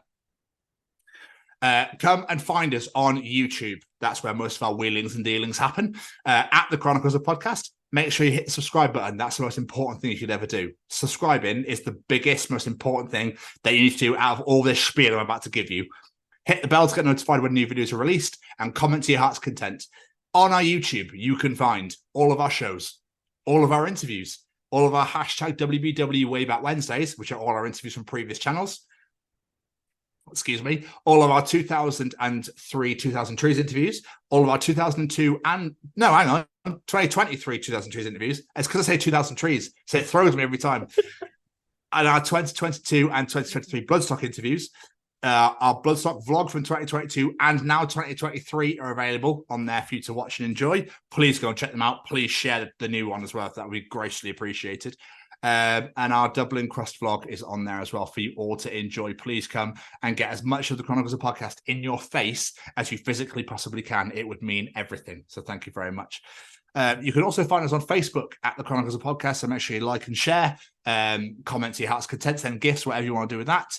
But getting stuck with the numbers, I've now forgotten, Jamie. Where else could you find us?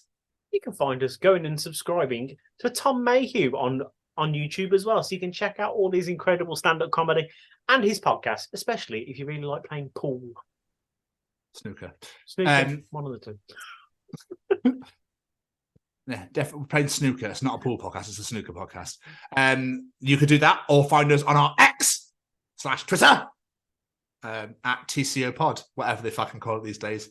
And whilst you're subscribing to Tom Mayhew on YouTube to check out his stand-up and his snooker podcast, and on our Twitter/X, where else can you find us? You can find us subscribing to Callum's new podcast as well, because why not go support everyone else? We've got so many friends. Go support them all, people. Absolutely. And on our Instagram, at TCO Pod. Come find us on TikTok at TCO Pod, on LinkedIn at the Chronicles of Podcast. Make sure you connect us on there. And come on down to our beautifully sexy and brand spankly wonderful gorgeous little website at www.thechroniclesofpodcast.com. That'll be absolutely amazing. You can find out all about us on there. All of our shows and episodes are on there. All of our affiliations and sponsors are on there. And our dainty little shop. It'd be wonderful if you get some of your own TCO Pod merch. It'd be graciously appreciated. So I'll run it down for you now. That is at the Chronicles of Podcast on YouTube. Make sure you subscribe. And at TCO Pod on all social media. It would mean everything. And now I'm going to pass you over to my co-host, if that's okay with you. Before we get out of here, let's say a massive thank you to a few of our friends. Every single piece of music you hear on this show is brought to you by one man. And that one man's name is Mr. Singer-Songwriter Matt Roberts. Go check him out on all social medias at Matt Roberts Music. Make sure you're following him on all the socials. Make sure you're following him on Spotify, YouTube, wherever you get your music from. Go check out all of his wonderful music, whether it be our wonderful theme song, Once in a Lifetime, or his latest single, Rat Race. Go check them all out. They are all fantastic. He's got an incredible back catalogue. We cannot recommend them to you enough. And, of course, you have to say a massive thank you to Mr. Braden Barry and his Stay Cozy Clothing. Head on over to www.staycozyclothing.com or download the smartphone app. Take a look on there. See whatever you like the look of. It could be that T-shirt that Mr. Stevens is wearing right there. It could be that hat that adorns his beautiful head. It could be anything. It could even be a vinyl copy of the Say We Can Fly record, Beneath the Roses, one of our albums of the year. Absolutely phenomenal. Go add whatever you like the look of to your basket and then add in that little discount code, The Chronicles, and get yourself 10% off your order. And of course, don't just follow Braden and his Stay Cozy Clothing. Go check out all of his music at Say We Can Fly, as I just said, and go make sure you're following Farlight Movie on all social medias. Farlight is looking phenomenal from what we've seen so far. I cannot wait to see what this looks like. So make sure you're keeping up with all the updates and all the events that's going on with Farlight and how you can be involved in the project as well. And last but not least, we have to say a massive thank you to the Sophie Lancaster Foundation. They are stamping out prejudice, hatred and intolerance everywhere. And by everywhere, I mean everywhere. As we have been plugging away our Bloodstock vlog, there's one thing we realised. We talked to people from many different parts of the world, and all of them said the same thing, that they've been treated differently because of the music they listen to, the way they dress, the way they decided to present themselves, whatever it may be. All of them have suffered that exact same thing. Last week, I gave you a brief rundown of the hate crime survey results that were published last week.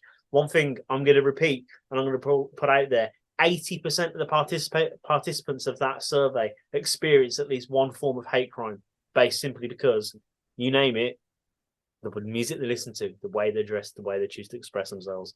It is about time this came to an end.